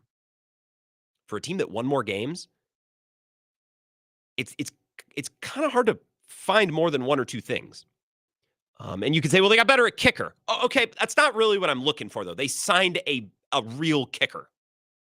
They went out and signed Brandon McManus, who was available. That's not some magic worked by Rich Bisaccia or Matt LaFleur. That's not a scheme thing. That's not a coaching. They just got someone who's good at his job. Same with Xavier McKinney, right? Now, they brought in Josh Jacobs, but I also think Matt LaFleur improved the running game this year. I think they added a lot of different looks and different schemes, and they involved the wide receivers in that, and they involved the tight ends in that. And I do think a very legitimate area of improvement from last year to this year was the development and the continued growth of the running game. Okay. That's one thing that stamp it. I know that they got better this year at running the football than they were last year. And Josh Jacobs is a part of that, right? Part of it is they just had a guy available all year. Aaron Jones was great last year. He missed a lot of time, but it's not like Brandon McManus, they brought in, he's good at kicking field goals. So they got better at kicking field goals. They brought in Josh Jacobs, who's great. But Matt LaFleur built a lot around Josh Jacobs. There was a lot of growth and a lot of improvement there from last year to this year. But what about everything else? Do you feel like the wide receivers developed a lot in year two? I actually think a good amount of them regressed. Their O-line? I think their O-line was pretty darn good this year. I think Josh Myers had a great season. I think their tackles really settled in. So the O-line, but it's not like the O-line was a massive concern last year. I thought, as most Packers offensive lines do, they played pretty well last year. Defense? I thought before yesterday that I trusted the man on the joystick, the man at the wheel, a little bit more to dial up the right thing at the right time. But then I watched the final play call against the Bears yesterday. I'm like, man, if you were trying to lose the game, I'm not sure you would have done anything different. You just gave him the yardage. So I don't know. That shook my belief in Jeff Hafley and his ability to read a situation and to call the right thing. His personnel is limited, but my God, I don't care about personnel. That play call was stupid. It made no sense. Oh, that was Joe Barry incarnate. No, it wasn't Joe Barry. It was just stupid. It wasn't passive. It wasn't prevent defense. It was stupid defense. It was a call that made no sense. It was a call that didn't match the time and the score. Joe Barry would sometimes play softer. He would play prevent is such a charged word. He would play cover 2, or he would play like kind of a center field, no doubles defense, which at that moment in time, like, makes a little bit of sense. But there were guys standing back by the goal line. So they only need 3 points.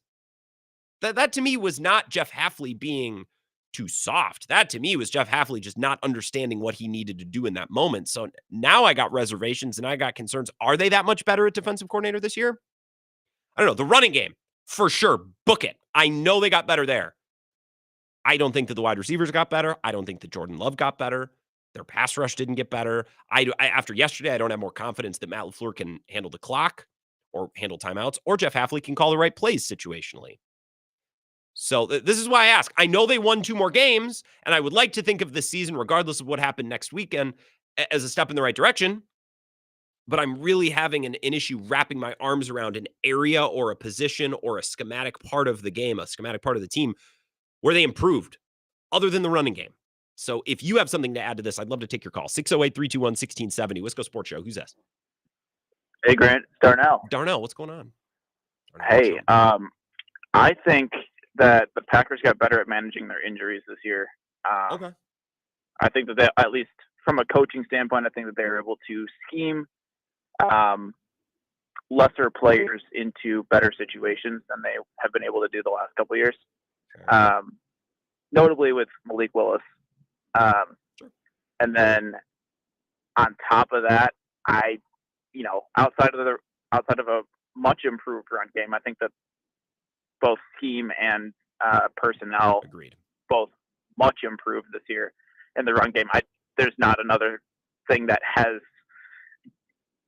really improved at all. And like you said, I think that there's several things that have regressed, which is something you'd never want to see, especially from a really, really young team like they have. They should be improving significantly. Growth should almost be baked in with how young some of these guys are, right? Like, especially like the wide receiving group. And Vagabond John first brought this up last week, where it's like, I still like this group. And I don't know that any one of these guys, I certainly didn't expect any one of them to pop up and all of a sudden be Justin Jefferson, but I would have liked market improvement at beating man coverage, being trustworthy, catching the ball when you need to catch the ball. And I just don't feel like Jaden Reed did that. Dontavian Wicks is finished strong, and I'm interested to see. I know they only have one more guaranteed game, but I'm kind of interested to see how he plays, because he's a guy who can get open against man coverage. He can separate, theoretically, right? So I'm excited to see him next week. Tucker Kraft got better. But other than that, the weapons, the wide receivers, of which there are many, I feel like either regressed or kind of stayed the same. I have a question for you. Please. Is Malik Heath better than we think? Because that was an insane catch. I brought this up on Pack-A-Day last night when we did our Luigi's Pizza Player of the Game. I said Emmanuel Wilson just because I think he's been good in relief for Josh Jacobs when he's got opportunities, but also Malik Heath gets like one chance a game to make a play, and he almost always, it seems, without fail, makes it. He seems like just a nasty dog of a dude too. I like him. And not to go back to the Dontavian Wicks thing, but last year he did a similar thing where every chance he got, he took advantage of, and I feel like he was always open when the ball was at him. He was 25, 30-yard play. It felt like every single time that he got targeted. And then this year, the drops and Jaden Reed, same thing. The drops kills fourth down plays, dropping 15-yard crossers that could turn into 40-yard gains. Plays that feel really, really big, that all you have to do is bring the ball in. Like Jordan Love put it right there for you, or he didn't put it perfectly there, and you just have to go help your quarterback out every once in a while, and it just feels like they're not doing that this year, where maybe last year they were doing that, especially second half of the season. But I would tend to agree. I'm still optimistic, as you always have to be about the Packers, and maybe they were just trying to play the whole superstitious side of things, where 14 years ago we went to Philly, first round, got a dub. You move on to the number 1 seed in the next round, right? Which would this year be the Detroit Lions. You go get a dub there, and then you face another in-division rival to end the NFC Championship game with the Vikings, and that's how things go, right? You get to the Super Bowl. So yeah, I don't know. This is a weird year, and I tweeted earlier today. I appreciate the call, Darnell. I think you can argue that this team is both better or worse than their record. I think you can argue that they're better than their record in that, again, I think there's a little fluke factor in going 1-5 in the division, especially 0 against the Lions and the Vikings. I think they played well enough against those teams in spurts and in moments to have notched one of those wins, and they just didn't. And look, they could have played way better and just blown one of those teams out, and they didn't. But I watched the Vikings in Detroit last night. It's like, my God, the Packers, they played 10 times that game in Detroit. And maybe if not for a tough OPI against Watson, and maybe they win that game. So when I say I think you could argue that they're a little bit better than their record, that's what I'm saying. I also think you could say that 11-6, that's great, but they've without fail lost to the Eagles, the Lions, and the Vikings. And who are their great wins? Well, the Rams, but they didn't have Puka Nacua or Cooper Kupp. The Seahawks, okay, the further removed we get, that seems a little bit less impressive. The Cardinals at home. The Texans, that's supposed to be a great, but the Texans really haven't gotten off the ground, and they barely won that Texans game at home. And then like a game against the Niners or the Dolphins. They got both of those teams at home, and both of them were banged up, especially the Niners. right? So 11-6, that's nice. They took a step, but you could also poke holes in some of those wins and say, okay, how impressive were they really? 608-321-1670. One more call, and then we'll take our break. Wisco Sports Show. Who's this? This is Irv in Oliva. Irv, what's going on, Irv? Not too much, Grant. Not too much. Good. LaFleur's catching a lot of flack, and rightfully so for the last couple of weeks. I'm good with LaFleur. I think he's a good coach, but he's got to be more decisive. I just sense a lot of kind of half in, half out with LaFleur. Like, sometimes he's using analytics, sometimes his gut. Either one's fine. As long as you can explain what you're doing, that's fine. It kind of seemed like to me this week he wanted to rest most of his guys and just prepare for the playoffs. But, well, this is a division game against the Bears, and I don't want to go 1-5 against the division. So I'm gonna play Jacobs for a couple, for a series or two, and then take him out. And we're gonna kind of try to win, but kind of, Love could come back into the game, but he's not. Then, before that last drive, well, we called a timeout because we weren't sure whether we were going to kick the field goal, but then we decided we were going to kick the field goal. Like, I don't really care what his decision is. He's a smart guy. I trust him to make the right decisions. But pick one and stay with it instead of just kind of trying to play both sides all the time. Yeah, I think the way that they held Love out and the way that they held Josh Jacobs out, but the way they played everyone else, I think some Packers fans are seeing that as contradictory, right? Like, you're playing some guys, you're not playing all. Look, I'm fine. If Jordan Love is banged up, I don't want an injured Jordan Love playing out there. And Josh Jacobs is a veteran. I don't need to see anything from him. It's fine. But I think these young wide receivers need the reps. I think this defense, I think they could use the reps. I think yesterday was a useful game. And Irv and Oliva, I appreciate the call. To your point about like the field goals and the fourth downs, every time Matt LaFleur kicks a field goal, I see Packers Twitter and Bukowski leads the charge. Oh, that's a cowardly kick, right? Learn math. Well, it's not a math class, and this isn't a feat of strength. I want my coach to win a football game. I don't need to be getting the right answer on the math test. And I don't need my coach to prove that he's the biggest man in the room. I want my coach to do the thing that's right to win the game. The more I watch this team throughout the year, the more I'm like, actually, I kind of want those 3 points because we have a kicker who can mostly knock it down without fail. And all of these games are close at the end. And it seems like in all the Packers losses, I'm left thinking, my God, if you only had those 3 points. I think in most fourth down or field goal calls, like either one is acceptable. It's about executing. Right? If you're going to kick the field goal, you got to make the kick. Or if you go for it on fourth down, you got to be confident in the play call and you got to knock it down. Like I don't know that a coach needs to have a theme. I don't know that a coach needs to follow a formula. I think there's an argument to be made that either one is fine in most scenarios. That's kind of how I approach it. If you kick a field goal, your defense needs to then, go get a stop. And if you go for it on fourth down, well, then your wide receiver can't drop the ball on 4th and 3. Now I'm stating the obvious. So let's take a break. 3 minutes. We'll come back. Continue the Wisco Sports Show next.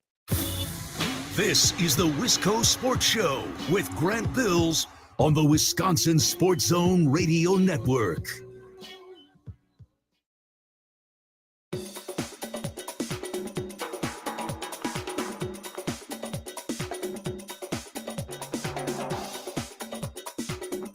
The Wisco Sports Show will resume in 3 minutes.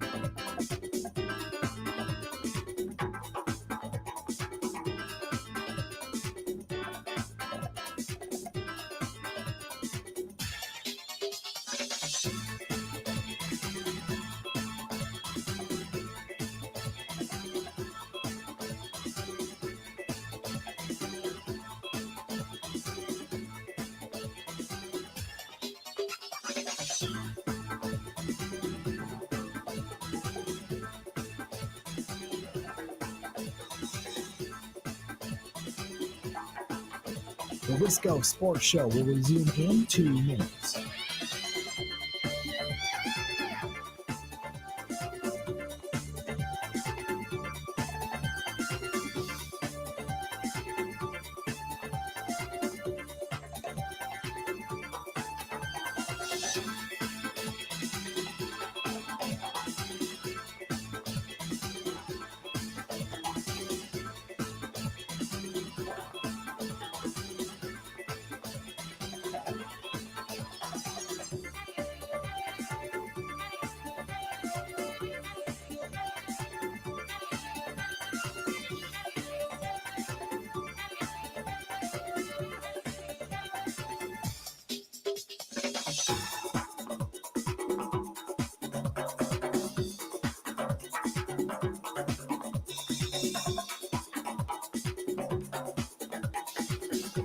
The Wisco Sports Show will resume in 1 minute.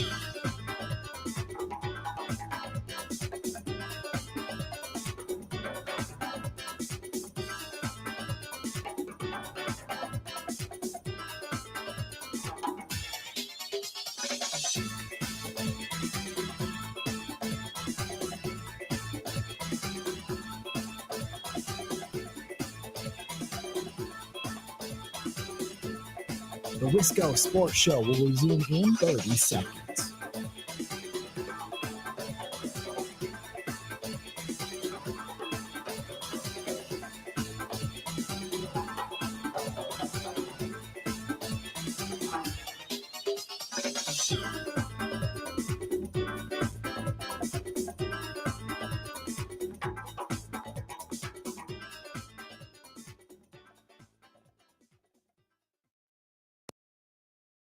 Going back to their pass at the end of the game yesterday, what was the idea? I mean, the middle of the field was wide open, so I'm sure it's probably wasn't what you're looking for. Yeah, I mean, obviously can't be in that call in that situation. There's a cutoff time for that, and usually for us, it's 12 seconds is the cutoff. There's 15 seconds, but where the breakdown in communication occurred was, if you stop them short of the line to gain, then I mean they can't clock the ball. It's 4th down, so you're not going to get another play. So, ultimately that's on me. You would have preferred to send more guys at him, or are you saying You just got to play a different call? I have no problem playing the outside leverage. You just need a robber or a low hole player at the line to gain, because they're running, they put a bunch into the boundary or trips into the boundary, and they're trying to get the ball out of bounds if you allow them to. And that's why you play severe outside leverage. CV's playing outside leverage. It's just we had 3 guys deep, and I mean 2 deep, where they get an 18-yard gain right there and able to clock the ball. And I mean, you talk about a game of inches. I mean, it really was. I mean, Carl Brooks almost got another one, but it was just they were a little bit too close. Going back to their pass at the end of the game yesterday. Hold on. What was the idea? Instead of playing the music, I played the cut twice. Hold on. I'm a producer from 10 to 2, just not from 4 to 6. There we go. That's Matt LaFleur with the media today. We can edit that out for the podcast. Tomorrow's listeners will be none the wiser. That's Matt LaFleur kind of not explaining why the defense played the way that it did, but explaining why that didn't work. It's like, well, we watched. We know why it didn't work. And I don't love the explanation of, well, Carl Brooks almost blocked the field goal again. Like, okay, well, that's good for Carl Brooks, I guess. Again, I don't need the word salad of leverage and trips to the boundary. And why do you have safeties guarding the end zone? It's not a Hail Mary situation. They need 10 yards. So it's just a complete miss the way that Jeff Hafley had his guys aligned and the way that he called that final play. And I guess I'm a little frustrated to hear Matt LaFleur going, well, that's on me. That can't happen. Well, then what's Jeff Hafley for? If you can't trust your defensive coordinator to get the most basic scenario right. You know what I mean? And look, if the ball goes to DJ Moore and it's a great throw and a great catch and then he avoids tight and he runs into the end zone, okay, well, then I can't blame Jeff Hafley for that. But you gave it to them with the call. It's like if you were trying to lose that game, you would have done nothing different. So that's what's frustrating. The topic, the question, and we picked this up at 5 o'clock. In what ways have the Packers got better this year compared to last year? And I think for a team that's won a couple more games and I think has improved overall big picture, I feel like they're a better team this year than last year. But let's get down to specifics. What's improved? What's gotten better? I think the running game. And I've gotten a couple of texts that have said that, a couple of tweets, and I agree. But I feel like there should be more areas of improvement. For all the young players that they have, and for all of the spending, for all the additions, right? I just feel like I should be able to wrap my arms around more than one thing. And I'm struggling to. That worries me. 608-321-1670, Wisco Sports Show. Who's this? Hello. Who's this?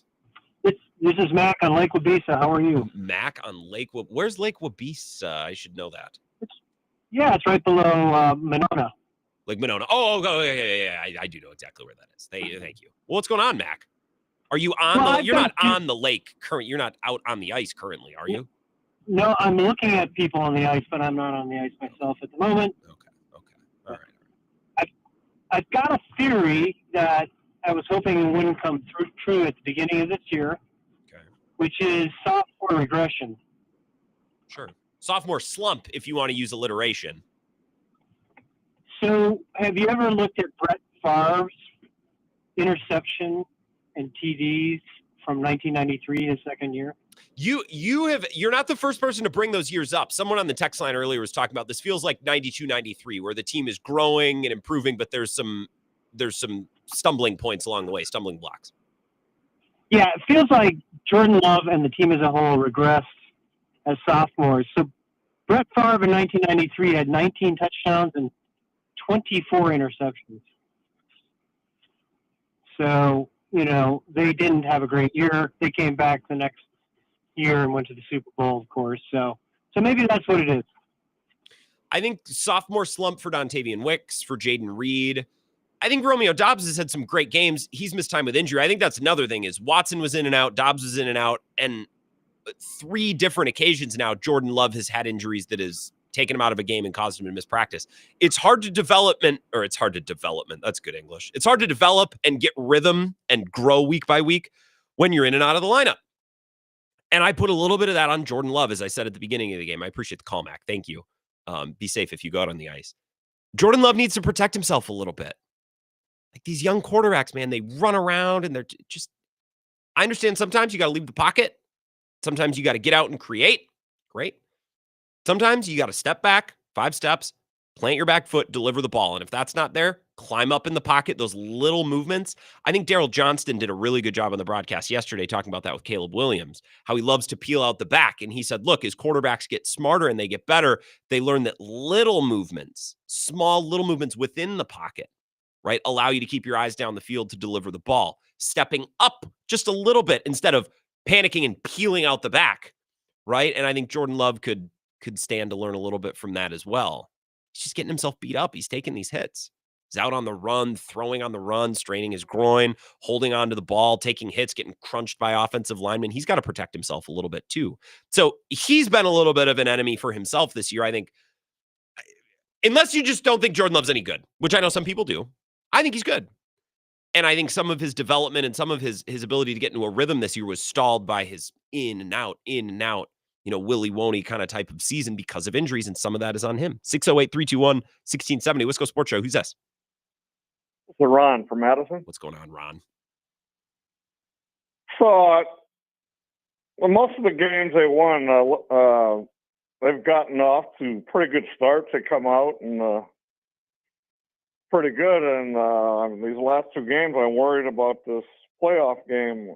They don't come out with a sense of urgency and get off to a good start. They fall behind. It might be a long day against the Eagles. So Here's what I'm worried about, Ron, is they place such an emphasis on starting fast. Every press conference you hear, we talk about it all week. We preach, we got to start fast. We got to start fast. We got to start fast. Well, I think against the Vikings, they actually did start fast. I thought they were executing nicely, but Josh Jacobs fumbled, and then they had to settle for a field goal. I worry about this team when they don't get off to a perfect start, that they panic a little bit. Because they in their head, they're like, we got to start fast. We got to start fast. And then when it doesn't start perfectly, I think they freak out a little bit. And that's what worries me. If they don't jump out to a lead right away against Philly, are they going to freak out? Yeah. So, and if they can get some drives and if they have to take field goals right away, starting out, take the points. So get in some kind of rhythm and stick to the game plan. Yeah, I think as this year's gone along, Ron, I appreciate it. That's a good call. And the idea of starting fast, that's something that this team, it's certainly something that we've had to talk about. I think with this team, I felt more than the last couple of years that taking the points is often more the answer. Look, there's a lot of situations where I'm like, you could go here or you could kick here. I'm fine with either. But if you choose to kick, then moving, you navigate the game differently. If you choose to go, you navigate the game differently. I do not need my coach to be some big sacked man's man. Like every time Matt LaFleur elects to kick a field goal, I see half of Packers Twitter is like, that's cowardly. It's like, well, we're not trying to win a courage contest here. We're trying to win a football game. The math doesn't make, well, this isn't a math class. It's not a math problem. I'm trying to win a football game. So this year, especially the way that scoring sometimes has been difficult to come by, right? If you go on this long drive, 10, 11 plays, chunk runs, it's really difficult to go for it on fourth down and come away with nothing. And I think this team responds and reacts poorly to that. We saw that in Minnesota. I do worry, and I brought this up on Pack-A-Day last night with Andy and Perry, this team places such an emphasis on starting fast. They place such an emphasis on getting out to a lead that when they don't get out to a lead, when they don't start fast, they're like, well, we're boned. Like that's their only path to victory. And I don't like a team that only has one path to victory. I don't like that. I'm not saying that this team needs to be better at playing from behind. This team needs to be better at, well, the first quarter didn't go according to plan, but it's a 3-point game. We're right there. So let's keep going. I feel like this team emphasizes fast starts so much that when the game doesn't get off to a perfect start, which sometimes is out of your control, you get hosed by a bad call, bounce of a ball, right? This team freaks out a little bit. Oh my God, we didn't start fast. We're screwed. And then they freak out going into halftime or in the third quarter. I think the Vikings game is an excellent example of that. I'll take more of your calls and your texts. I'll get to some of your texts next because I've kind of been neglecting the text line a little bit. By the way, the Monday Mailbag at 5:50. Submit your questions, your comments, your concerns about anything. Doesn't have to be sports related. GrantBills21@gmail.com. We'll be back in a couple minutes. Continue the Wisco Sports Show next. This is the Wisco Sports Show with Grant Bills on the Wisconsin Sports Zone Radio Network.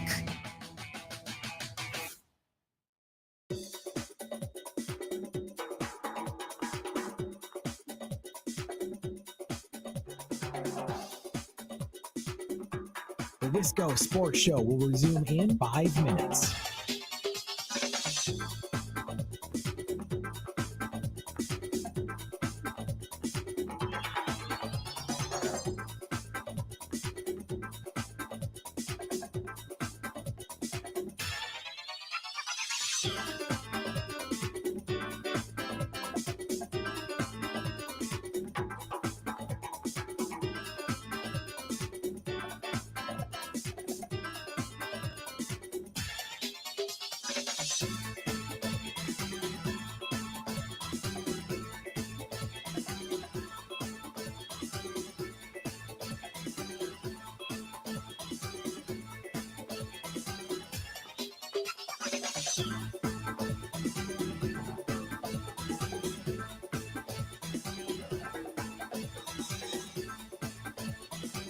The Wisco Sports Show will resume in 4 minutes.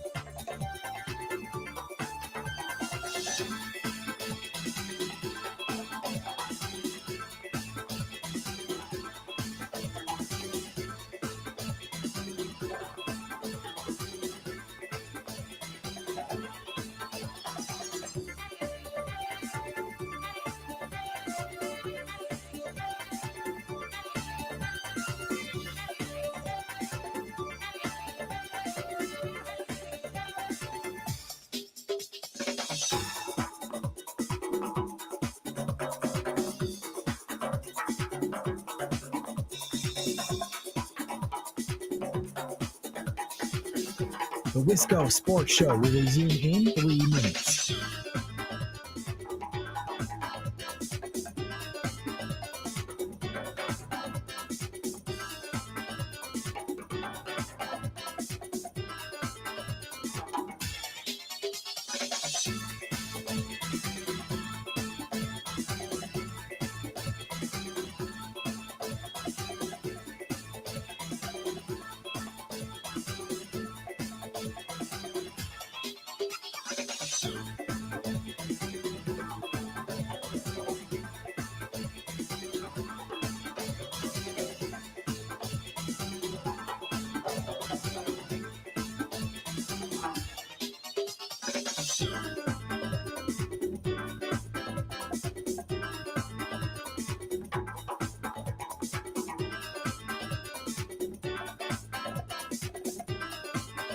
The Wisco Sports Show will resume in 2 minutes.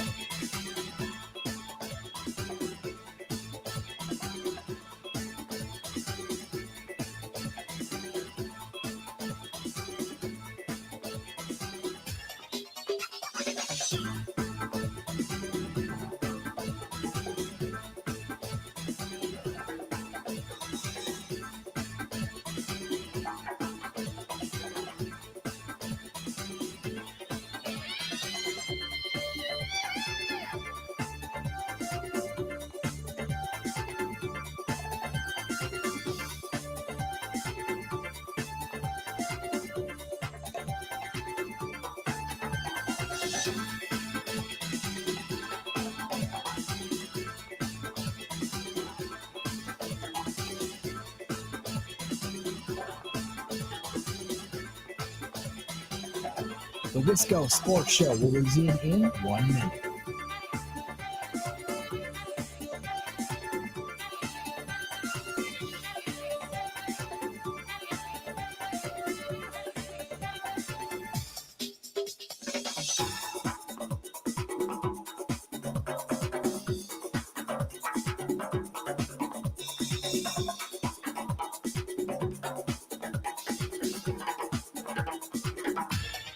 The Wisco Sports Show will resume in 30 seconds.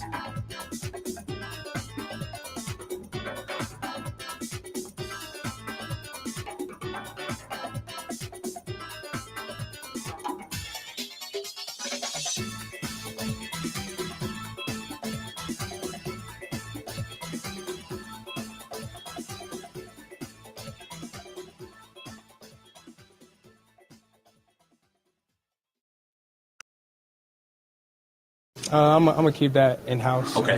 Yeah, I ain't gonna speak too much on that. Confidence that you guys can do that. Just the way the way we go out there and prepare, we prepare throughout the week, and I know these guys. At this point, I know that a lot of these guys personally, really everybody personally, and I know what they're built of. I know how competitive we are as a team, as individuals. So I know that we're here now, so we don't got no choice but to flip the switch. But everybody's ready to flip the switch, and they know that we got one opportunity, we got one chance. Yeah, that's what it is. So I got complete trust in these guys. I'm confident in everybody, including myself, to be able to really lock in on what we need to do, and that's to go out there and win a playoff game. That's Xavier McKinney when asked after last night's game. What did you and Rashawn Gary tell the guys? That jumped out to Bill earlier. He's like, bookmark that. We're going to play that a couple of times because it seems like, I don't know. I don't want to read in between the lines. I don't want to put words in his mouth, but it kind of seems like, yeah, guys need to dial in and strap in this week, maybe on a level that they haven't been recently.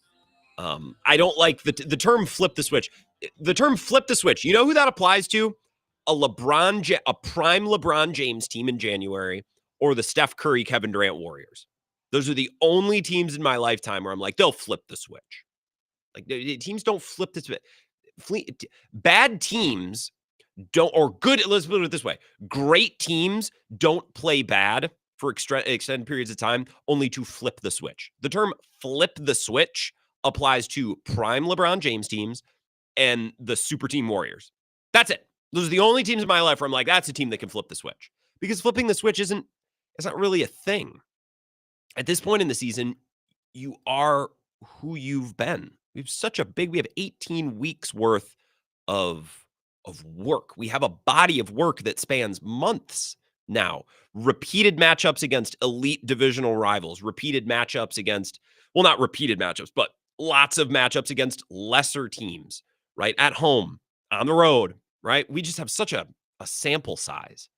And Q on the live stream said, who is more likely to flip the switch, Washington or Green Bay? Neither one of those teams are teams that have a switch to flip. It's not like Green Bay is this sleeping giant. No one deep down believes, well, Green Bay is actually better than Minnesota and Detroit. We just haven't seen it. I think Green Bay could go to Minnesota or Detroit and win. But if they do, I'm not going to say they flipped a switch. I'm going to say they executed and got some breaks and finally went and won a game. That's not flipping the switch. Flipping the switch is a LeBron James led team is sleepwalking in January. That's it. That's the only example of that ever. Well, Patrick Mahomes and the Chiefs. Look, if you doubt Patrick Mahomes at any point, any time, well, then that's on you. That's on you. Well, this Chiefs team, Patrick Mahomes will have to flip a switch. No, they don't. They're the Chiefs with Patrick Mahomes. Just because they go what 12-5 instead of 14-3. Like that's not a flip the switch team. It's not like Patrick Mahomes and the Chiefs go 9-8. That's not the LeBron James Cavs, and before them the LeBron James Heat. Those are your switch flipping teams. There has never been a switch that has existed for any other team in my lifetime to flip. That's it. That is it. Now, if you think the Packers can rally this week, make plays that they haven't made in big games yet, and do the final 5 to 10% necessary to beat an elite team, that's not flipping a switch. You just think they're going to play their best game. Not the switch flipping. That's such a bad analogy, and I think we get in a bad place when we use it because it's not accurate, and it leads us into these dumb conversations where we miss the point. 608-321-1670, the Monday mailbag, coming up in about 5 minutes. So submit your questions or your comments, sports or otherwise. Grant Bills 21, GrantBilse 21 at gmail.com. Let's take a call. Wisco Sports Show. Who's this? Eric on I knew it. Why didn't I guess? I just felt like an Eric on I-90 call right as soon as I pressed the button. Disappointed. Yeah. Your boy Sam Darnold did not have his best game last night. He did not. You know, I think we can put it. I mean, there's other things that went wrong, but I think it was good to have it in that game, I guess. I think your defense played pretty well last night until they just couldn't anymore. You know what I mean? Well, you get on the field that long. Yeah. Give anybody that many chances. You know, so I just have to say this. If I listened to the Packer game on the radio, mm-hmm. and I was listening to it when that punt return happened, mm-hmm. and it was the strangest call on the radio because it was almost like they were in a state of disbelief. And they obviously weren't paying attention to the game because it was like, the other guys got it. Yeah. Chicago they were nowhere close to watching what was going on. Rope-a-dope. So I thought that they faked out everybody, Eric, even the cameraman and the announcer. You know, you would think if you're sitting, and I imagine there's times, right? We all, in all our daily jobs, I mean, it's a punt. They probably are looking down at their notes, and I mean, if I would have been calling that, I'd have been like, it's going to the other guy. Yeah. That guy is just jogging down the sideline now because there's nobody there. You had to beat one guy, essentially. You had to beat and it was a tight end. It was a blocking tight end, the guy that he had to beat. But anyways, that was what I thought was interesting about that. Why were you listening on the radio? Were you out in the district? Were you driving around the district? We were no. We were out doing some shopping and stuff like that. I didn't really realize. I thought the Packers were playing late. We turned the truck on and boom, Packers on. So I didn't say we're going to stop everything now. Eric, I did something for the first time really as an adult. I've never really decorated for Christmas before. Like in a real sense. I bet you do now. With a tree and with garland, lights, like one tote worth of things and a tree. And we took it all down yesterday. And I felt like I aged like 10 years because I was saying things like, it's just good to have the apartment back. Or now it feels so much bigger in here. It feels like I can breathe in here. And I'm like, oh my God, I sound like my mother or my mom. You know what I mean? Like I felt like I aged 10 years yesterday. I put it in a tote. We labeled it. We put it away. You know, it was a very adult thing for me this weekend. I thought of you. Now that tote that you have there, mm-hmm. that one tote, if you stay with Miss Wisco, in 20 years from now, you're still going to have that one tote, but you're not going to use it for like 18 years. You think so? You're still going to have that one tote of your first Christmas lights and stuff. Isn't that we nice? Took down our Christmas decorations too, and it's I'm glad it's all done. We got like 5 totes. Well, and that was my thought when I was putting it away. It's like if we could keep this at one tote, what a great amount. You know what I mean? What a perfect amount of decor. You're not even close. You're not even close to getting going on it. Yeah, I mean, it's a new set of lights. It's new. That all changed when you moved in with Miss Wisco, didn't it? It all changed. And I suppose. Yeah. you know why? Why's that? Because she has a power over you. Well, she has taste. I've never even decorated for Christmas. No, You know what I mean? you have no chance. My old my bath towels used to be ones that I would steal from hotels. I never bought a bath towel in my life. The hand towels, the ones that I dry my body with, I would buy, but the hand towels that would go on the hook above the sink, stole them all from hotels, and they were nice and white. They were fresh too. You know, you got no hope. You've got no hope. You're just starting to get decorating, Grant. Well, you have a great night, Grant. And then it's next week, and I'm not happy about having to play the Rams. Yeah, That can it's be a a good tough team. game. It's a good team, and they beat you. They're not scared. They already beat you once this year. Detroit deserved to win that game, and they deserve to be the NFC North champs. They do. Yeah, and They look, really do. and maybe for you and for me, Eric, I appreciate. Have a great night. Maybe that's nice that we can all look. We can look around as NFC North brethren and NFC brethren and sisterin today and be like, yeah, that the right team won. These holy balls. Like, how was Aaron Glenn's defense? Everyone's been saying they're too injured. They can't do it. They were the best unit on the field yesterday. How? Doesn't make any sense. But if I was an owner or a general manager thinking, maybe Aaron Glenn would be the next head coach of our program. Like, that last night would be a ringing endorsement. It's like, yeah, we got to set up an interview with that guy. You know what I mean? Let's take a 3-minute break. We'll come back with the Monday mailbag. Please, a couple of minutes, still plenty of time to submit your questions or comment. Some questions, they just email. It's not even a question. It's designed to be a question. Doesn't have to be, though. GrantBills21@gmail.com. We'll wrap up the show with the Monday mailbag next. This is the Wisco Sports Show with Grant Bills on the Wisconsin Sports Zone Radio Network.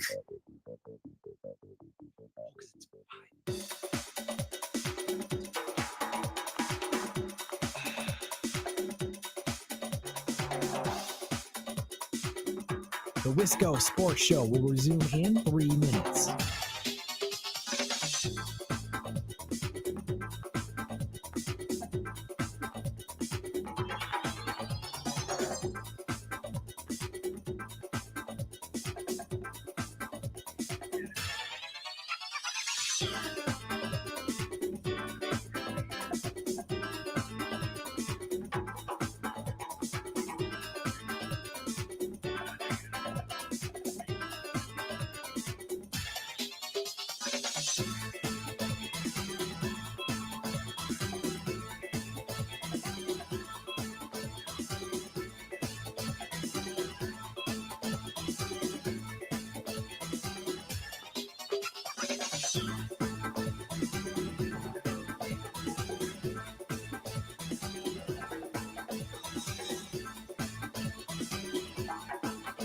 The Wisco Sports Show will resume in 2 minutes.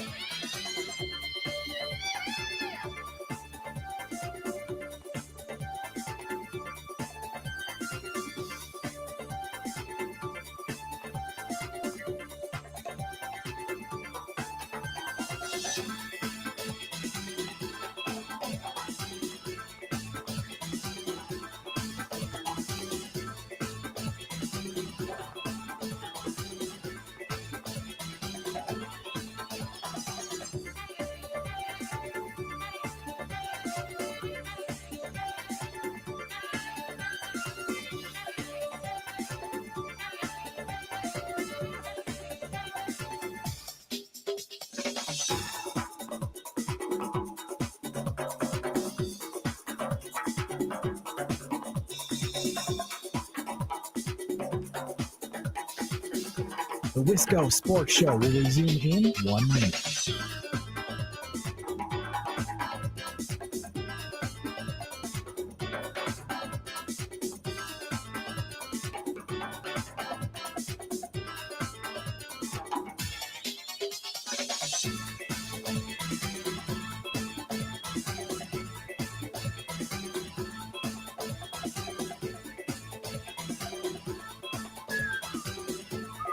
The Wisco Sports Show will resume in 30 seconds.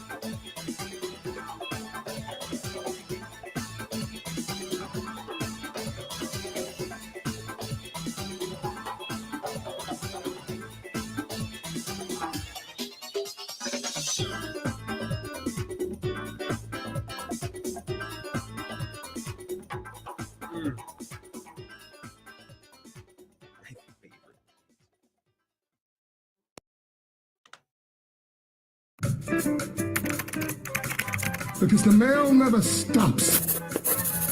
Charles, we'll be writing to you. Ah, She's Got Mail. That's the name of the That's book. it, honey. There's never a let-up. It's relentless. Every day it piles up more and more and more. And you got to get it up. And the more you get up, the more it keeps coming in. The Monday mailbag. You can submit your questions. Encouraged, please submit your questions. If you don't submit questions, the segment doesn't work. So, please do. If you're like, should I? Yeah, you should. Otherwise, it doesn't work. GrantBills21@gmail.com. The reason I ask you to email, I know you can comment on live stream, you can text, you can call. This puts all the questions in one place, and it's like one hoop to jump through. It's like if you actually have a serious question or a question that you think would be good for this segment, just take the extra 10 seconds to email it. Otherwise, I get a bunch of half-assed ones on the live stream, and then they're all in different places. Blah, blah, blah. We start with Tyler. Greetings, not far from the recombobulation area in the Milwaukee airport, which makes it a sad day for myself leaving Wisconsin. What are your favorite and least favorite days of the year? Happy belated New Year. Just off the dome, I'm a big Labor Day guy. Big Labor Day weekend fan. It's a good holiday for parrot heads like myself.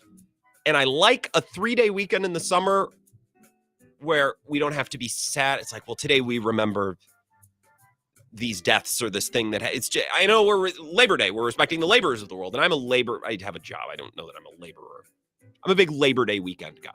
Memorial Day weekend for different reasons. I just like the 3-day weekends in the summer. I think very underrated. Very underrated. So just off the dome, that would be my answer. Michael says, hi, Grant, love the show. Great win for the Bears and ugly defeat for the Packers. The Packers clearly outplayed and outcoached. When LaFleur was first hired, I thought he was too inexperienced, wet behind the ears, some would say.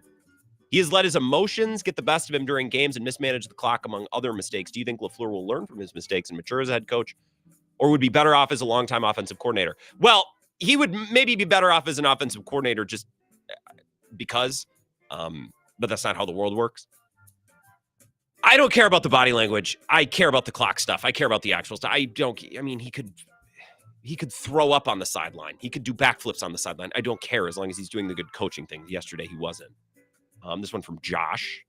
I watched the YouTube version of the show quite a bit, and I was wondering if it's an option to fill the commercial breaks with anything other than that elevator music. And the show will return in so many minutes. Oh, yes, the elevator music tells you when the show will be back. Curious as to how much control you have over that. You could fill it with ads or music or more sports updates. Well, the music, the copyright thing becomes a thing. And there's a lot of moving pieces, Josh, and the background music of the YouTube, it's not that I don't care about it.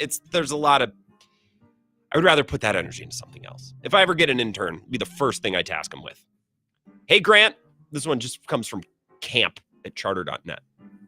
I don't feel that the Packers have improved at all. They've beaten a bunch of tomato cans. Jordan's arm actually looks weaker, and the pass rush seems more ineffective than ever. I did see Gary's picture on a milk carton at Walmart. Great show as usual. Oh, that's Clemhead Mike. Thank you, Clemhead. Eric says, hey, Grant, I want to believe this Packers is a team this year just having a sophomore slump, but here's a question for you. Would you say the Packers are a player or multiple players away from not only getting the division, but to the NFC Championship game? I believe they're multiple guys away, depending on who Chicago gets for a coach. We may be the fourth best in the division. What say you? Look, I am never again going to be like, the Bears might be better. No. The burden of proof is on the Bears to show that they don't suck. So I'm not going to worry about the Bears.